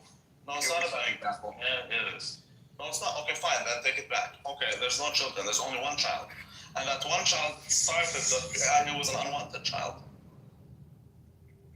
He was an unwanted child, and he is adding to my pressures of life, and he is actually putting less food on my table because he's eating part of the food, right? He protrudes that small hand and he steals some cheese bits.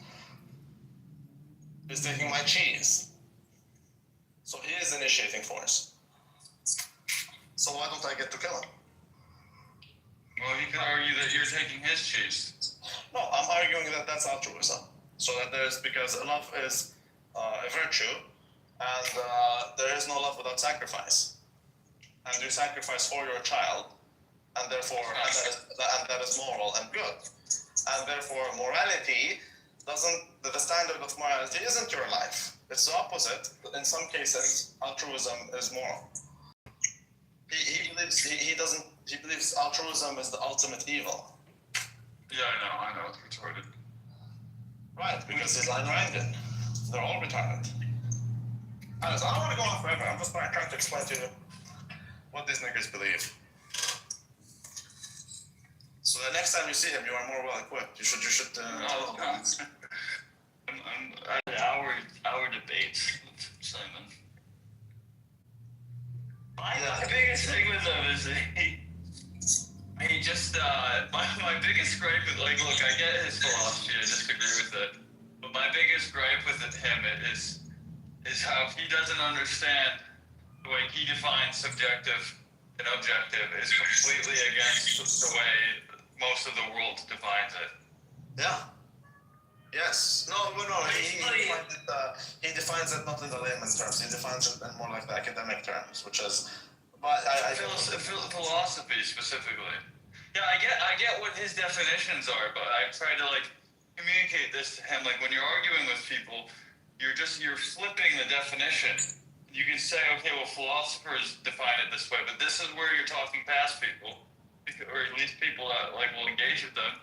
Because the way I see objective and the way most of the way science would determine what something objective is completely opposite. He called it subjective.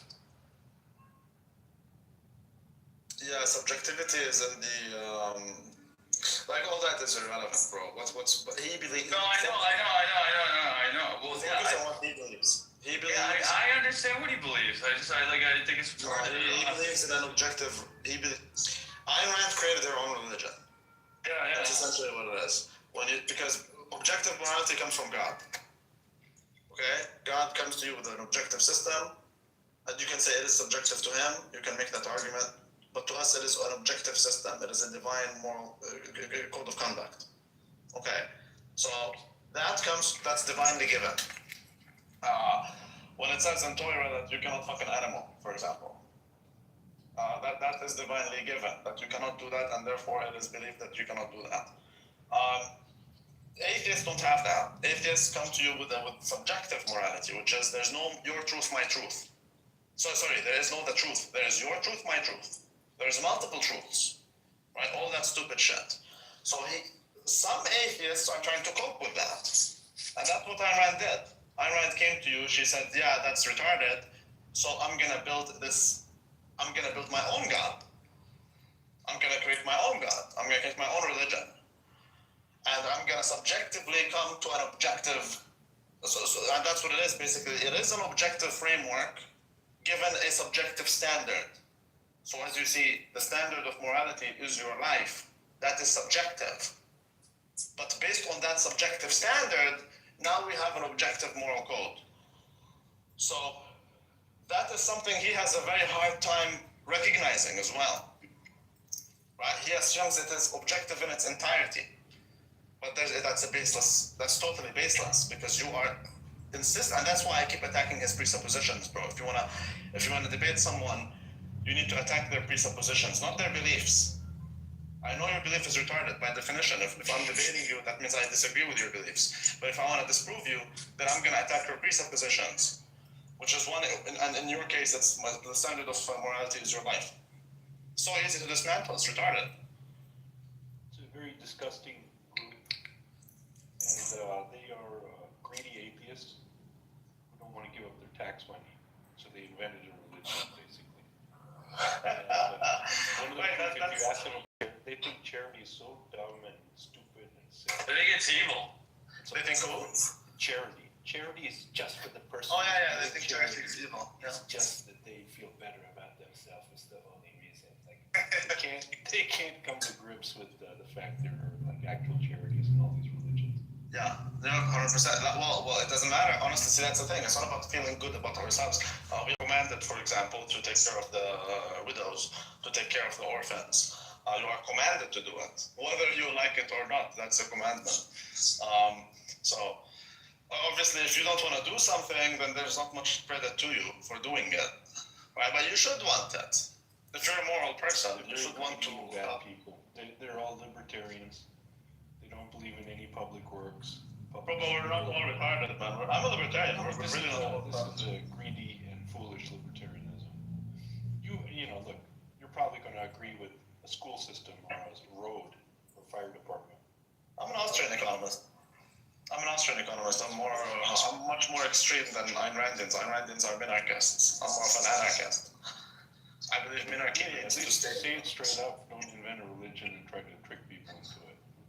No. So wait, hold on. So you don't believe in the public roads, Randy? No, because the roads aren't public. The roads are tax money and printed money spent on private contractors. It's just not practical. It's a retarded stance. Yeah, because private contractors are the ones who build your roads. So it's not the government that builds your roads. You guys do understand that Americans didn't have income tax before World War I, right? And you also. Yeah, I don't think you need income tax. Yeah, but you don't understand that. But Americans had roads, right? They did have The roads. states built them, right? Exactly. But the states They had, well, spend their budget. They would have gotten paid by DC or somebody to backfill that. so that's in the U.S. Fuck the U.S. Let's go 500 years before the U.S. was even a thing. They still had roads. Yeah, but Kingdom, Even the Romans Kingdom had roads. put the roads for the people. Right. So I would suppose it's a way for you to bring about a uniform standard The all ruler over. has to put down some basic shit for us, right? Correct, but I personally don't believe in a uniform standard. I am very comfortable with the idea. Yeah, I'm very comfortable with the idea that I have a great street, you have no street. I'm comfortable with that. It's your decision. I don't believe that the city should all look the same in every part of its corners, whatever. If you and all the losers on your street don't want to build a street, then don't build a street. I'm totally okay with that. So this is in a lot of city, in a lot of countries that you get that's where you'll get a ghetto slum in that area. Yeah, I'm totally fine with that. And then the value of housing will go to shit, and then people who would rather live there because they save money go and live there. And then there's other areas where people invest in their areas, and those will tend to be more expensive, and that will be a natural barrier to all the losers. I don't see that. So what happens? You decide you build a street because the people that live there build a street, and then the people that come in and buy a house 10 years later, they just get the free street, or you're going to tax them for using that street? Well, I am very conscious of the fact that there is a street here, and I will be tailoring it to those who want the street, and they will pay more for the fact that there's a street. The value of my land goes up. What if someone moves in and they don't want the street that's already there? Then don't move in, nigga. All right, let's go further back to ancient Rome. Go to the slums. Let's go back to Rome. Why did they build an aqueduct? We don't even know how they built them, let alone the why. I don't know why they built them. Let's say that there's a Hoover Dam or a big dam project. I don't know why. I can assume it's out of need. Water. All the farmers need it, all the people need water, but there's no way to do these long-term projects. Right. So no, of course there is. We need water. Well, that's what you No have one's going to government. pay for something that Who's we? after their life. Like, Okay, so that's aren't going to pay for stuff. So that's something I need to explain, is that as an anarchist doesn't mean I don't believe in government at all. But the government's role should be to, I don't believe in the modern government. You have a government that basically facilitates things. So yes, you have farmers, all the farmers need it, then they will mention that. Yeah, so see, you're reasoning, these guys, Chase and Simon will say hell no for all of this. No, I don't mind the government that just simply facilitates, and now that the government has received multiple different complaints from a million people, now then they say, okay, we would like to do a meeting for these purposes and invite all these people to come and talk and come to something fruitful. And then all these people come, and then they decide on how to do it, they build connections, and they chip in the money so that they build that project that benefits them. I don't see why that's an issue. Wait, how are the But the people? government, How are the local people going to build a dam? I mean, so they're going to collect money to build a dam. You are the one who wants to build a dam. The thing's amortized over 100 years, 200 years, some of these projects. The government's role shouldn't be to build a dam. The government's role should simply be to facilitate. Yes, That's it. who's going to build? Why would they build the dam if the government doesn't build the dam? The government never built the dam. The government pays people to build the dam. Right. So who else will be able to pay for a dam? No one else can afford that. The people who need the dam. Everyone needs the dam. The people who No one's need the going to dam. pay 100. What are they going to do? Take 100 years? Oh, okay. So that's why. Okay, then charity is a good thing. Charity is a good thing. People who need the dam It's like most. a government charity, right, to the people. That's better because some people get things even though they don't pay for it. Put it this way. Those who 80. Okay, it will reach a point. I'll give you the It will reach a point where if I really need the dam, it will reach a point where I don't mind paying for it, bro. Oh, there's no Even way if you someone can else pay. It costs too much. You can't afford that, dude. It's a I 100-year can't afford it, project. bro. I can't afford it on my own. But what about 80% If you took of the the whole need? state of Nevada and made them pay for the Hoover Dam, they wouldn't be able to afford that. Okay, but I'm saying 80% of those who need it. So everyone except for the plebs, let's say. The people who actually need it for business purposes. If they all come together and pay for it, it'll happen. If they don't pay for it, then it won't happen. They tax those people. If it's properly spent, then Well, that's the problem here is this. With the tax system, You're relying on the government for the collection of it and spending it. Yeah, they waste it. Okay, in my system, it doesn't collect nor does it spend. The government simply facilitates you to collect and you to spend. It sounds like that needs to be organized though in a centralized entity to do those things, which sounds like a government. You can build a centralized entity to specifically finish that project and then disband that. I don't see an issue with that. How would you force the entity to disband after they build Well, you don't have to. See, that's the thing. You don't have to. This is like COVID. How would you force people to get vaccinated? Nigga, if they needed the vaccine, they would take it. You don't need to force them to build a project. If this project is so necessary to the survivorship of this nation, so then how they would would you do it. enforce the collection? You don't enforce the collection. You would never have a nice thing like a dam in your room. Okay, we built an Why would I pay my share if I don't have to? Someone else will pay for it. So what if I tell you that the aqueduct wasn't built for everybody? What if I tell you that you didn't pay and therefore the aqueducts don't go through your land? You don't benefit from the aqueducts. We do. Benefits because the water holds up and then you can. In our town, yes. In our town it does, not in yours. And if you want the water, you're gonna come to our town and you're gonna pay to get that water. Yeah. But I don't have to build the aqueduct to go to your town when you don't pay shit. No, we don't have to do that. If you want that later on, you can chip in, and since that project will be solely for your benefit, then you will be solely responsible for it. Taxation a lot cleaner. That's why all people have always taxed. It's convenient, but this is like the CBDC type of niggers. It's the same. Sure. It's exactly like central bank digital currency. People choose it because it's more convenient. It's a scam. If they got rid of the waste, you'd be fine, right? Yeah, but who's gonna get rid of the? So who with authority has the incentive to get rid of the waste? We can get an entity. We can make an entity that's in charge of getting rid of the waste, and we disband it. Yeah, okay, even more bureaucracy, and it'll be overseen by who? By the ones who have zero incentive to actually do it. Yeah, okay. So essentially, it does end. No matter how you cook it, it ends up in a self-auditing group. This is what it is. It's a self-auditing group, literally. Yeah, I'm not gonna. So I would default to. You have to have the political will to do something like.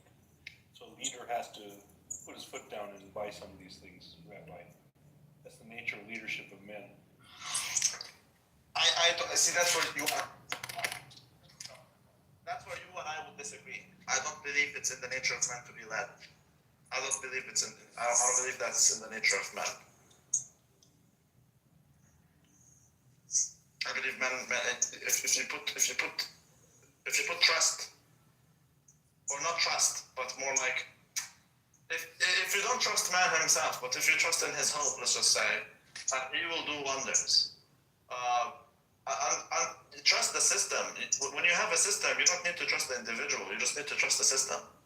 So put in place a system such as capitalism that has the proper incentive structures, and then you just have to trust the system. And as long as there's punishments and rewards, then that system works. I generally don't see why that's. Who decides that we need a dam in this area? The people who decide that we need it. But that's called the government. That's not the government. That's in our modern sense, yes. But back then, bro, your great grandfather, okay? Your great like 800 years ago wasn't a cock. He wasn't someone waiting for the government to give him a handout. Of course he was. Like he was. No, he wasn't. He depended on the king to put in some basic structures. He depended on, yes, in some way or another, yes, fine. Yes, he depended on the king to do some structure. He did depend on the king to protect him against all the, like, raiding nations or whatever. Okay, he did depend on that. And then roads and systems of granaries, all sort of systems. So what about your great-grandfather? 3,000 years before that. He wasn't a cock waiting for a road. He didn't even care for the road. He lived in a jungle. He wasn't able to build a road. He only has a finite amount of energy. He had to eat bare necessities. Whatever. Fine. Exactly. So no matter how you cook it, bro, it's always it's not a rule. It's like a structure. You have a political structure that forces itself upon you, and I get that. I totally get that. Yes. I think it forces itself upon you. It's like when egalitarian society developed, right? It's voluntary. People realize with different skill sets, different people spending their finite amount of time on different things was beneficial, and you got diversification of that of labor. No, I get that, but like at the macro scale, like for example, 800 years ago, his great-grandfather was a cook in the sense that he was dependent on the king for protection. He was. That's something that imposes itself on him. Along with the village leadership and various other structures. Fine, correct, I agree. So that is something that imposes itself. No, it doesn't impose itself. You're voluntary. You can leave anytime. There's nothing voluntary, brother. He would die. They would come and chop his head off. They could leave. Go to the next town. And there's a greater probability that you'd die if you left the village, right? Yeah, Say you disagreed with what the village council is doing. Oh, and that's if fine. you wanted to be in the village, you probably wouldn't make it. You'd have less probability. That's what I'm telling you. Zoom out a little bit. Because yes, he moved to the next town, but the next town is the same thing. You're also dependent on the Lord for him to protect you, to protect your ass and your family from some other shit. Right? That's why the Lord. You guys heard of like an implicit, like underlying thing though, where there's no guarantee that the town would accept you, or like the 200-kilometer journey wouldn't be worth it and you would die. It's like you kind of are like forced to adhere to your community that you're born in. Yeah, but that wasn't the thing back then, bro. It's not like this town would accept me. It's more like if you have a Lord. I'm talking about even before feudalism. Okay, you're talking what? I'm talking about when first like agrarian society developed, before like land ownership, property rights, all of that shit was even formalized in most people's minds or conceptualized. You just had independent villages that naturally developed out of like kinship. Yeah, so that's tribes. Okay, so talking about hunter-gatherer type of situation. Yeah, basically. Like stripping away feudalism as a structure. Like, yeah, okay, so you can go to the next tribe. They're not gonna accept you because you're not part of their tribe. Yeah, exactly. So you kind of are forced to adhere to like your tribe because it just guarantees a greater likelihood of survival. Correct. So it develops organically. Exactly. That's just the human reality. That's fine. And then not necessarily because today we don't have it. I mean, yeah, because we formalize different structures and concepts to say like, okay, now we have idea of what a state, republic, or government looks like. Blah blah blah. People can be relying on taxes. Blah blah blah.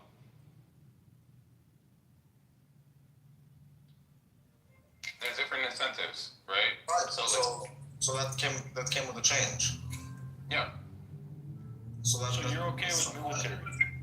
That's my point. Is that things keep changing. No, I don't defense. No, I would rather militias. All right, that's a good start. So I would like to have militia. So then you should be okay with some basic schooling too, so your kids are not retarded. Well, you think like a nation of militias? I think schooling should be private. I don't think schooling should be public. Can I ask a question? Eftal, the R word.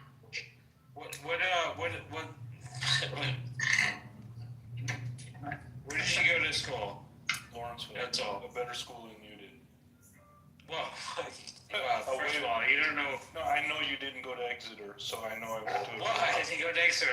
Of course I didn't go to Exeter. Yeah, so Lawrenceville was on that level. So Lawrenceville, with all due respect, Lawrenceville is not a great school. Top 5 in anyone's book. No, that's better than where you went to high school, correct? Correct or incorrect? First of all, you don't know where we went to high school. But again, it doesn't matter. With all due respect, Exeter is okay. I give you props. For one. Amazing high school. But we're trying to have a conversation, bro. What were we talking about? Yeah, talking about I'd rather have a militia. Now you're talking about schooling. I think if you're okay with militia, that means you're okay with other basic services. You're okay with others. No, because the militia is not public. It's private. You have multiple militias. So you got private militias. How are they going to defend your country? Just like the Americans defended against the English in 1776. When less than 3% of them fought with militias, and they actually defeated the world's biggest infantry, and then they disbanded it. Exactly the same way. And by the way, when there's no military and there's a militia, then it is defensive by definition. Whereas when you have an army and a military, it is allegedly defensive on paper, but in reality exists everywhere in the world. So the American military is not defensive. Would that coalition of militias be able to secure foreign interests, like setting up military bases outside of the borders? Why would I do that? Because that's kind of just how statecraft and modern like geopolitics work.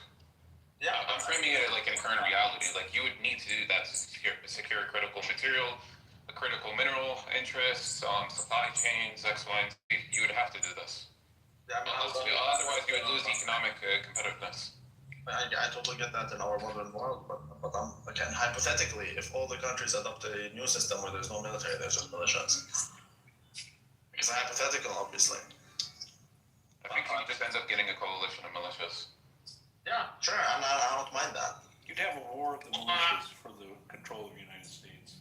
Pretty quick. Well, the way it would work is, eventually, it's not like it's ongoing. Everyone is part of that militia. Everyone is in a militia, and when someone attacks, we all have that. We all have training and whatever.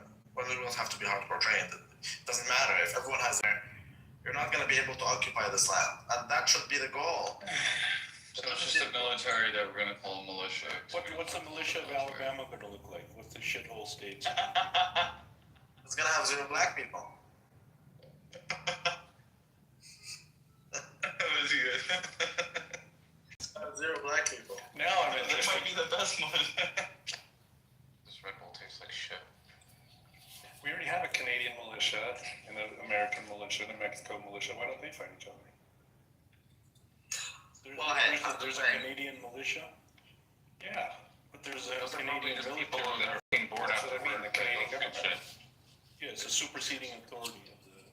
I don't know about Exactly, why don't they fight with America? Is there a Canadian militia? They have fought. No, I'm talking about the government. He's making a joke, but he's being serious.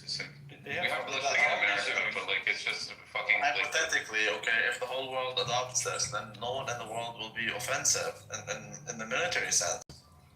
Maybe neighboring states. I think what Q is saying, if the militias in the United States would immediately fight in order to take control of the United States, why isn't there like a global, just all-out war to take control of the world? I think every country already has an anarchist. No, but they're not saying that. Why are they fighting each other? They're not saying that. They're saying there will be a coalition between these militias. They're not saying that there will be. Like there is now. But yeah. Q, did I get it right? What you're trying to point out, or no? Well, I changed the word from military to militia. All I'm trying to tell you is that whatever you say, and that is true, by the way. Whenever you say something bad about anarchy, for example, but it's no different than what it is now. That's essentially what it is. So why are you against what we have now? I don't get it. Because half of my money goes to it. Exactly.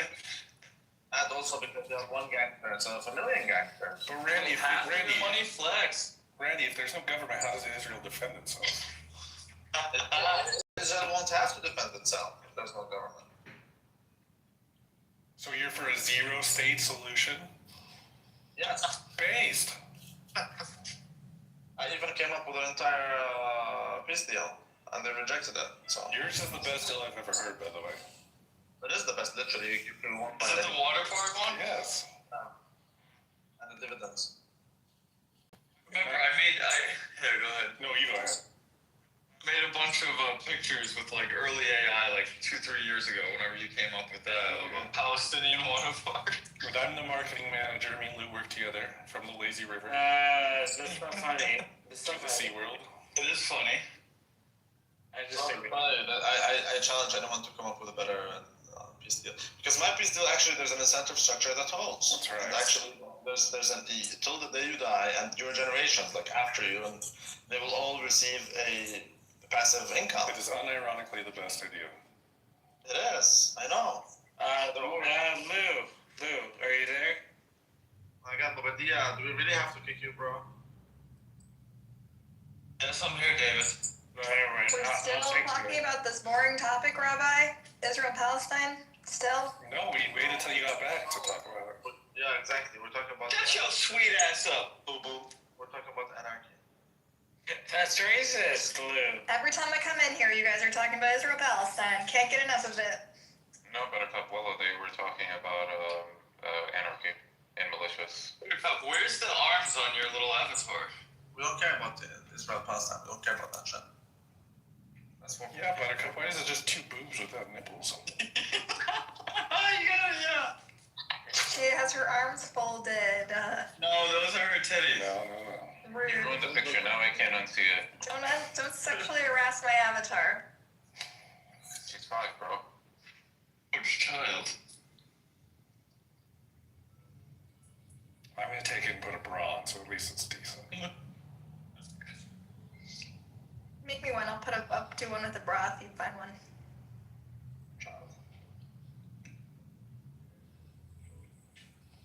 Find She one. was the only one that got it. And Q and I is a comedy. It's like we're perfectly in sync. We always finish each other's Sentence. Oh. It's amazing. I want to do another poker game, Rabbi. That was really fun. Yeah, play with these nuts. I'll do one in Church of Buttercup. It'll be Why are you spreading fake news that I lost?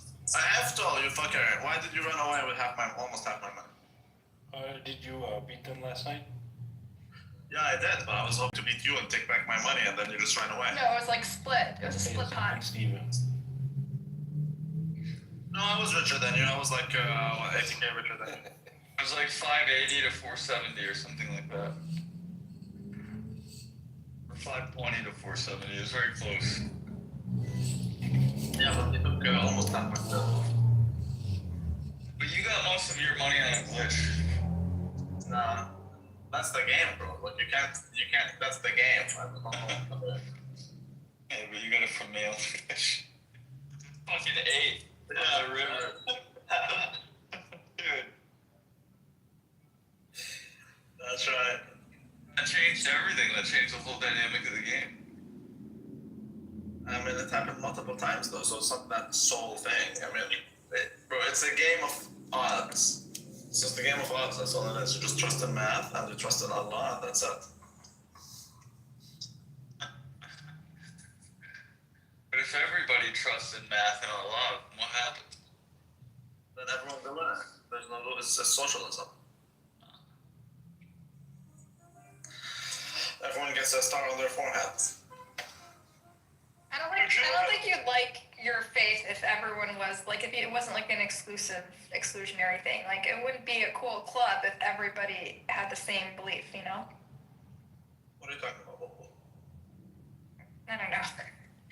I'm saying It's you like don't the fucking you don't quote really from The Incredibles. It's you like don't- if everyone's supernominous or whatever. Yeah. It was. like you don't all want us to join the Eastern Orthodox Church, right? Because well, then your religion won't be cool and exclusive. This is a very Jewish mindset. Yeah. I'm a little high right now. Sorry. But the point of religion isn't to be cool. If you want to be cool, then you should put a tramp stamp, wear fishnets, smoke a cigarette, and wear sunglasses inside. I mean, that makes you look cool. In fact, that's why religions splinter, because they get too big and they're not intimate and cozy anymore. And so people need to splinter into sub-religions, and then it feels cozy and exclusionary again. The polytheists don't have this problem. That's just math, Rabbi. Religions only splinter when they claim to have an objective truth. Rabbi, what do you think about this idea that the polytheists don't fracture and have issues? Exactly. They do, though. They But do. they don't believe that they don't believe that they have an objective truth necessarily. They don't believe that they have. They do fracture. There's like different strains of Hinduism. I mean, different strains of a compelling case. I think it's You have Apple right here. He's a Hindu. He doesn't mind a Hindu who disagrees with him on this or that. That's not how they roll. That's right. They don't have a way. Yeah, we have a way. That's what I meant by objective truth. So there's a way to do something. Other ways are wrong. Yeah, according to you. Yeah. Right. According to the polytheists, whatever. That's not how they see things. They don't have a way to do things. They have, like, it can be multiple ways to achieve the truth, whatever. Like Freemasonry is based on all that Hinduism stuff. That there's multiple ways to realize the truth. Alright, Boo Boo PTR, it's not great. But it gets the news We don't believe it. We believe that Jesus says, I am the truth and the way, and only through me. That's like even worse. It's more vulgar. We're very strict. We're not. Why does it have to be like a teeny weeny bikini? I didn't ask. We're strict. I'll ask to make it bigger. Hang on. You made it worse. Now you really can't unsee it. Well, it looks like hooves. It does. Like hooves. Yeah, it doesn't look like. Add hands. If you add hands, then it'll work.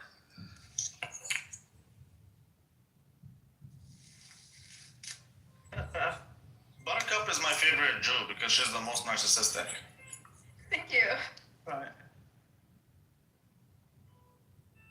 No, I wouldn't say she's not narcissistic. I wouldn't say that.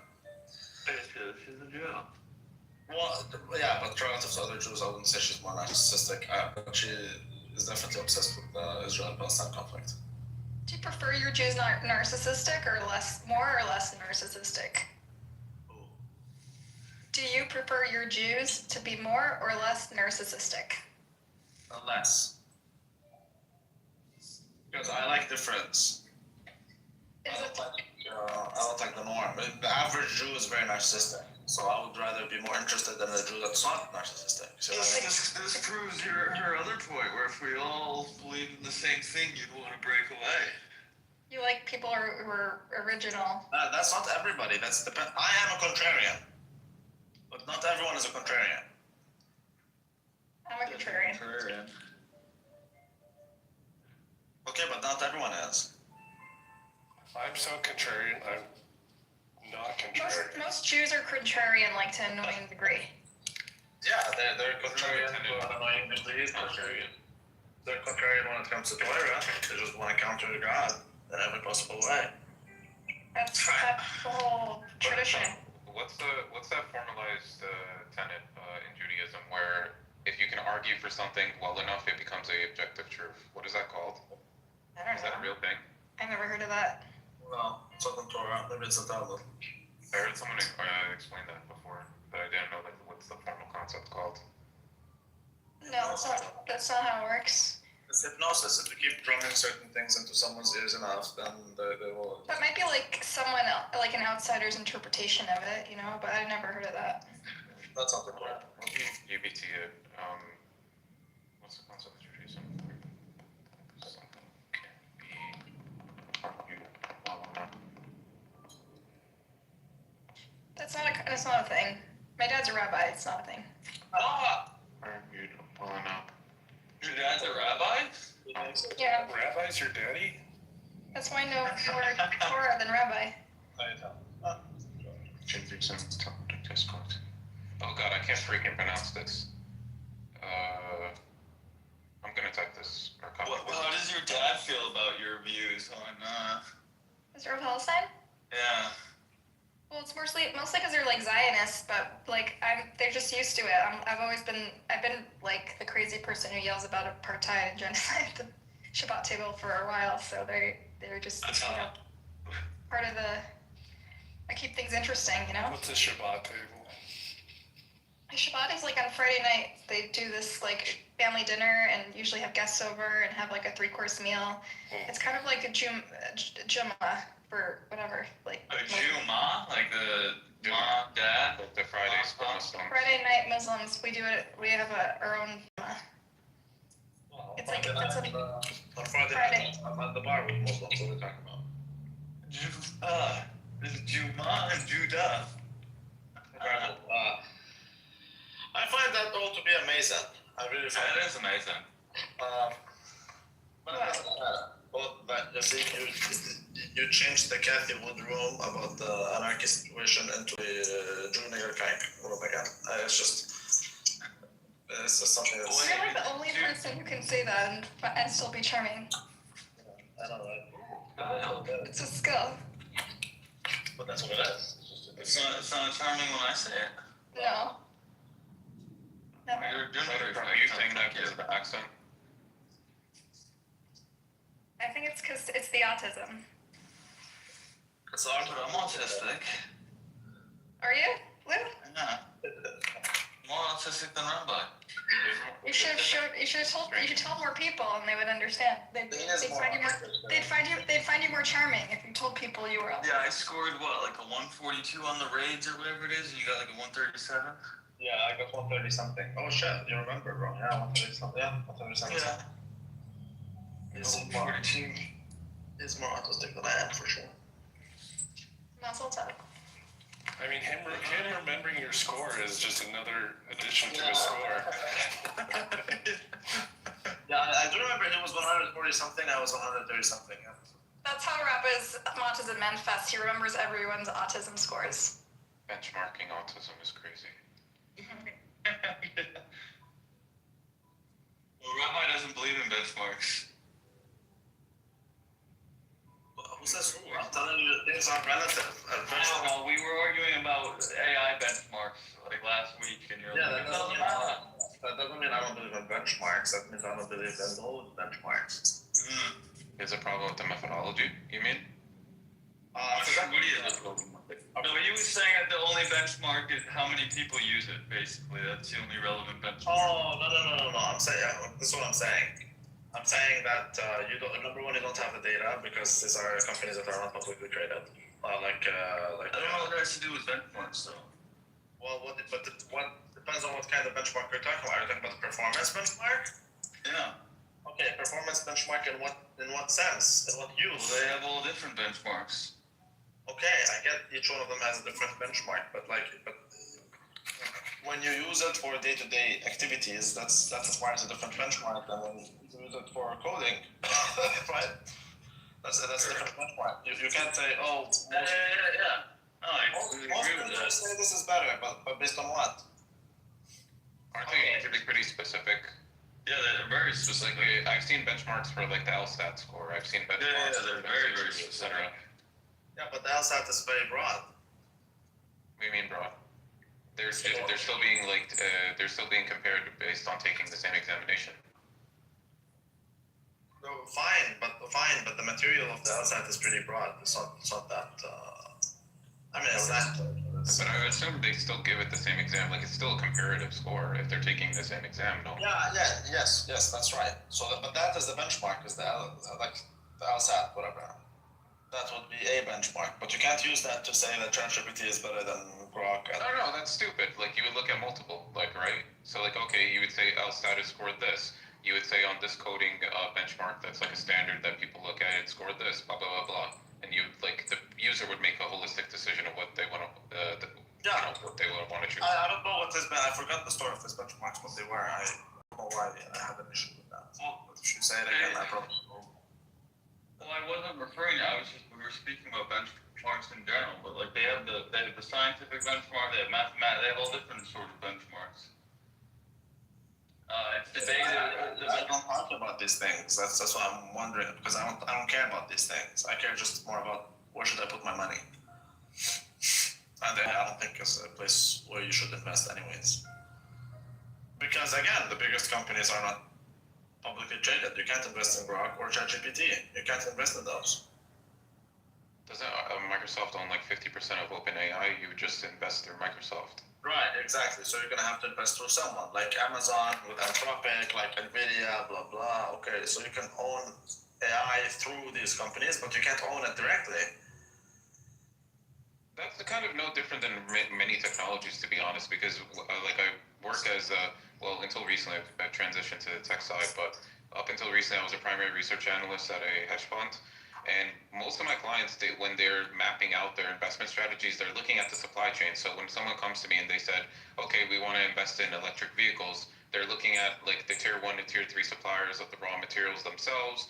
Then they're going to the actual OEMs, and then they're going to distributors of electric vehicles as a product, et cetera, et cetera. So you invest through different companies, yeah. You look at the entire value chain. What do you think about Tesla humanoid versus the Chinese humanoid? And even what's the name of that fucking company? I have no comparative knowledge of the Chinese What do you think about the cars, the electric cars between Tesla and XPeng? It's not been close to cost of capital, like no American. Yeah, it's XPeng. It's the same company. It's the same company. What's the difference between Tesla and XPeng? Big, huge difference. You're talking about like between the vehicle models themselves. It's not even Between close. their manufacturing prowess. Between their Manufacturing prowess. Their The future. Chinese were able to mobilize a greater number of skilled workers much quicker than America. They don't have to worry about the cost of labor. They also are dealing with consumers that are willing to pay premium for more advanced features. Where in America, you would have people that like would be adhesive to like adopting electric vehicles very fully for cultural reasons, for like user preferences naturally. But at the end of the day, also, if you look at the labor negotiations within the United States under like the auto workers union, after every single round of negotiations, when it comes up for renewal, like every 4 years, the gross profit margin for these companies has decreased considerably, and they've had to strip down the vehicles, like material-wise, quality-wise, to make up for that gross profit margin loss. Ultimately, I see the United States conceding to China and just using joint ventures to get skilled Chinese labor that is subsidized to basically build their cars. China's gonna just become Toyota of the 80s and 90s. They already have. China owns the battery industry anyways, so Yeah. this whole push to electric vehicles is just a way to surrender the automobile industry to the Chinese. It's also there's critical industry. So my whole theory around why the tariff war happened is because the European markets. Okay, so like over 14 Chinese electric vehicles entered the European market last year. Actually, no, in the past 12 to 18 months, roughly. I don't remember the exact stat. But it's like 12 to 14 models entered. Their market share in Europe has gone up double-digit percentages in like more than 5 countries in the European Union. And if they are now adopting electric vehicles in China, coming with that is the whole value chain of the software, of the hardware to support that, of the batteries that European countries now will have to lean more and more on Chinese infrastructure to support a critical product and critical industry like the automotive industry that China is now taking over in those European markets. And the U.S. sees that as a broader global security risk. What happens when software gets taken over by Chinese? All the things that are connected to the value chain of an electric vehicle, which is the reason why Trump tariffed them so hard, basically probably saying, listen, we see the market share shift with these Chinese electric vehicles. This is national security risk to us. We get there's an economic incentive in the short term, you guys accept these things, but we're going to tariff the fuck out of you because we can't accept the reality of China becoming integrated into more and more into European supply chains, where it's for automotive vehicles, which is a key sophisticated product, which has huge economic and security implications for us. But that's what's happening. I think the U.S. is fucked, to be honest with you. The U.S. is The U.S. was supposed to develop into a service-based economy, but we didn't have the educated workforce to support that in the last 20 and 30 years. And now they're getting rid of all the H-1Bs, which are basically in every major industry that is of highest value and highest productivity. But we can't really produce that anymore because we don't have the private schooling or the public schooling to make up for those numbers. Yeah. I think the U.S. is just going to end up downsizing. That's right. I don't know. California should probably just fucking secede, like, just leave the U.S. if I'm being honest with you. Well, I wouldn't go there. I would never bet against the U.S. Not in our lifetime. The military reality, the fact that U.S. has military bases all over the world securing their supply chains, that makes up for it. And China's still heavily reliant on, oil exports and imports. From China in late October. 26th of October is you put the bullet in the head, basically. No, I mean, they could choke China through the Strait of Malacca whenever they wanted to. China wouldn't be able to, even support its own population with enough food and get natural gas to support their industries. China would starve if the U.S. decided to blockade them. But that's, obviously a key escalation. Is this the leverage why we're able to, outsource, all of our pharmaceutical ingredients and shit to them? Yeah, but that's also because the U.S. just supplies 94 to 95% of medical research in the world. China hasn't caught up in that essence yet, or rather, the international markets don't trust Chinese. I'm not educated, but I've never understood why we would give them that much power over us. But that makes sense if we have this leverage, where it's we could starve them out. Yeah, and China understands that. That's why China doesn't escalate either.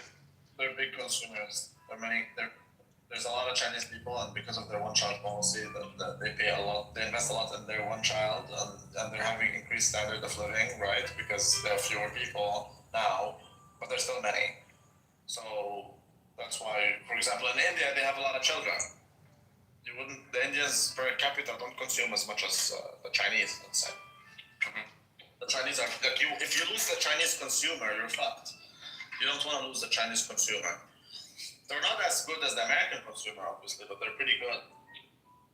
Well, think about it this way: if you sell a product to 2% of the Chinese, you're already a multimillionaire. Yep. I wonder with there's a lot of talk of like the population collapse and the TFR rate and all these things, but like I wonder at what point, if at all, does AI basically inherently make your population become a liability, like a larger population? Like obviously there's a point where it gets too large now where it could become a liability. I guess depending on how the age is dispersed, but You're talking about the value of physical labor when humanoid or robots are cheap enough to produce at mass scale and deploy. Basically, yeah. I mean, at that point, then doesn't your population size, as it grows, even if it's small, become more of a liability than anything? I think there's going to be a transitional period where it's going to be very tough for like the people like or countries with super high populations, but those populations are majority unskilled labor, where they're not going to be able to employ the market. But at the end of the day, I don't think there's any country in the world that will be willing to let those people starve. There would just be mass turmoil, like a lot of class conflict as a result of that. And there would be like a uprising of the and like they would have to like carry that burden and load like for a while, like for multiple generations. Until I guess like the countries that develop their educational systems and are able to get to a service-based economy where the majority of people can work in like R&D, right? You eventually get to that point, but then it's just going to be a welfare state and mixed economy until that. That's another interesting thing where like you see like there's people saying, like, I'm a believer that AI is fairly advanced already and it could very soon be rolled out and take away a lot of jobs, but like there's an argument as to why you would want to make that roll out very slow, not even from an economic standpoint, but just from a standpoint of like, the tech growth. You don't want the populace coming after you. I think the problem is like humans are very tunnel visioned at first. So like you have natural competitiveness, meaning like, okay, take my industry for example that I work in right now. They're expert networks. They're people that facilitate expert consultations like with key like opinion leaders in various industries, and our clients are the buy side, right? So hedge funds, private equity firms, large asset managers, etc. So one company, right, in our industry, they rolled out AI agents for doing channel checks, meaning the AI agent is able to analyze the entire supply chain and interview that industry expert instead of an experienced like 5-year plus tenured analyst. Now, there's obviously economic, unit economic benefits of having that shit. Now, is that like a problem where, okay, you roll that out in mass, but don't you worry about brain drain? Meaning who's updating the model, who's supporting the model, who's refining the model, if you just lay off the majority of your workforce and basically you run the risk of institutional brain drain. But that happens in the broader industry because from the perspective of private investors, that company is way more profitable because of their unit economics. And then the company that wanted to retain physical labor, or balance that out, looks less favorable when you evaluate the profitability. Hence, the industry incentivizing the rollout of AI agents, which has negative externalities attached to it, right? So it comes back to regulation, or the industry learning the hard way that they shouldn't have done that, and eventually they reverse course. Maybe I might have lost you. I don't. Why does it come back to regulation? It comes back to regulation because if people or specific companies, like for this case, an example, are incentivized because of how they're evaluated by private and public investors to scale down their actual AI agent, scale down their actual workflows in favor of AI agents, but there's negative externalities attached to that, which is the institutional brain drain, and now you've effectively killed the incentive for people even to go into that industry in the first place. The people that they themselves who created that AI model and refined it for that specific use case, then it comes to the point where, okay, will the industry realize that this is wrong and scale back those models, or will they rely on regulations? So would you say in this case would putting a huge tax on people that are using these AI agents, would that be like a regulation to try to de-incentivize people from moving to that? Is that what you mean? I personally wouldn't support that, to be honest, because I think that would be an example of a regulation that could do what you're saying, where you're basically trying to de-incentivize people from using something that appears on the outside to be. I don't think I personally would support that. I would personally support smart companies that were able to see the long-term implications. And the companies that don't see those long-term implications, eventually their AI models will break, they will not be maintained, and then you get to the point where investors and outsiders evaluate that, customers evaluate that, and then that firm ceases to exist. I would not support regulation on that, like the actual use cases of AI, meaning how heavily companies or industries roll it out. I would I would support it more along the lines of privacy concerns or around AI and intellectual property. That's personally where I would push for AI regulation. That is. I don't believe in regulations that stifle innovation. The AI is going to be very tricky with regulation. I think you do need.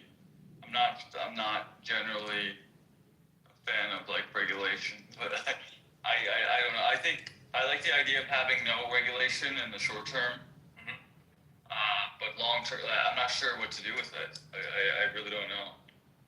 I mean, I supported Buttercup was saying the whole defamation suit thing. There's asymmetric information that's available out there where scams using AI, are going to be a very common thing and already a very common thing, right? And it's only going to get increasingly more common.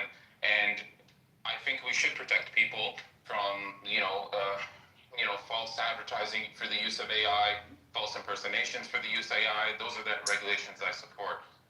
Also, I do support the intellectual property rights of authors or intellectuals or essayists or X, Y, and Z, because if their work gets commoditized through AI, then those people have less incentive, because we live in a profit-driven world, of producing the work that was inherently special to them and unique to them, because AI still can't replicate full human creativity. But then that's that's where you get into this, at least in my opinion, where you get into this idea of where it's just gonna say, is there any original thought? Is anything that it replicates, is it actually innovates? Is it actually really sort of just replicating several different ideas, and that's the only reason? I don't know. I see creativity as a convergence of existing ideas and just a new spin on that, using that convergence. Theoretically, an AI can do that, but the person who's prompting that AI or guiding the AI to do that needs to be pretty well skilled or well adept in that field in the first place. Yeah, but I think we're moving closer and closer to prompting not being that relevant. It's still extremely relevant right now, but we're getting very close, it seems, to where you really. I mean, I wouldn't call myself a prompt engineer, but I got really big and I was fascinated by it for a year and a half. I couldn't believe the different outputs you could get simply by prompting it. But it seems like you're getting further and further away from that, where it's becoming less and less relevant, and eventually, it seems, if it keeps tracking this way, that you'll just be able to ask it or tell it what you want, and you're it will do it for you. I think once you get to the point where agents and full workflow automations are developed enough to the point where there's a lot of implicit understanding that AI has, and when you ask it a much more simpler prompt and question, that's just going to be able to inherently answer you back without you needing to go through, 3-paragraph prompt, right? Or it'll create agents, sub-agents, so Auto GPT, if you're familiar with that. That was a very interesting. Yeah, it was a fascinating fucking project. That's when I came across Auto GPT, I don't know, two years ago, maybe even 3 at this point. That's when I was okay, people really aren't seeing what this can do. Yeah, this was a whole different framework that people weren't familiar with, and the results were this was on GPT 3.5 Turbo. The results we produced were beyond GPT-4. I feel like we've actually downgraded with GPT-5, or rather, the base model. I'm not impressed by it, to be honest. This is my impressions of it, of using it, right? Because I work recommendations from like my investment firm now, like for like a mix of prompt engineering and also guiding like development of our agents. So the base model of 5, like basic 5, right? I feel that's dumber than basic GPT-4.0, right? Yeah. But the thinking model, which takes 3 to 5 minutes to send your output, is considerably better. But the thing is, beforehand, GPT-4 with its like latency of like 5 to 10 seconds was great. Now, for me to get a comparable or better answer in 99% of my use cases, I have to wait 3 to 5 more minutes than previous. So the low end is horrible compared to before, but the middle tier and higher tier is objectively better. But that's annoying in it, like for a basic user. Yeah. Yeah, and the thinking models, they're giving it more reasoning tokens, right? That's kind of my understanding. Is that basically what it is, or is it entirely different? I've noticed a reversion, like in sense of like it being like ass kissing. I do notice that also it has more like I don't know, like I prompted my custom GPTs very specific, so maybe that's just like it's systemic from that. But I have noticed difference in approach to formatting, and in general length. It's shorter than it used to be. Like the outputs I get are much shorter. Yeah. Which I'm guessing it's good. Like maybe that was user feedback around responses being too long and people needing quick answers, because a lot of people just use it as a search engine. Which is annoying, which is why I'm kind of preferring Gemini more and more nowadays. Oh, dude, well, I can't. I'm very interested to see what 3 is going to be. It's supposed to, it was supposed to come out last week, the week before, and now they're saying the end of November 18th.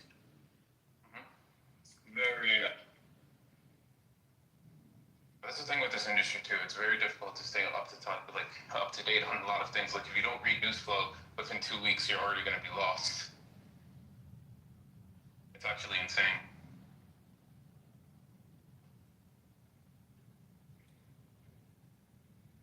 Yo, dude.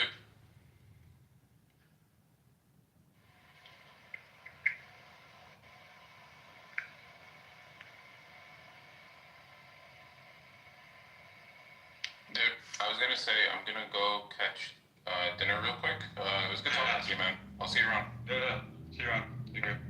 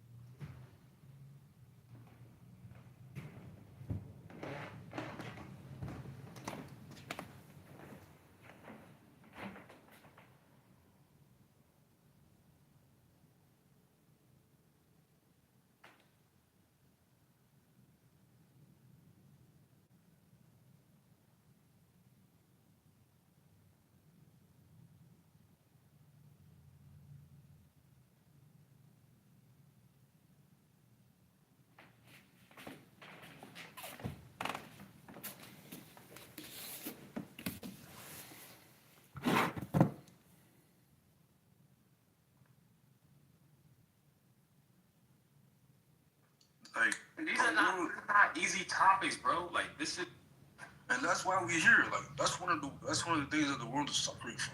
There's a lack of dialogue. Like there's a lack of pool of meaning in the world to where we can actually speak about this. Who's that biting a pillow? Aki, you gotta mute up when you're not talking, bro. These people are so stupid. Joe, I sent you like a direct chat. It disappeared. Yeah, it disappeared. Joe, I don't know. I don't really know how to operate this. This app. Fuck these He's trying to idiots. force you to be his friend. These fucking retards.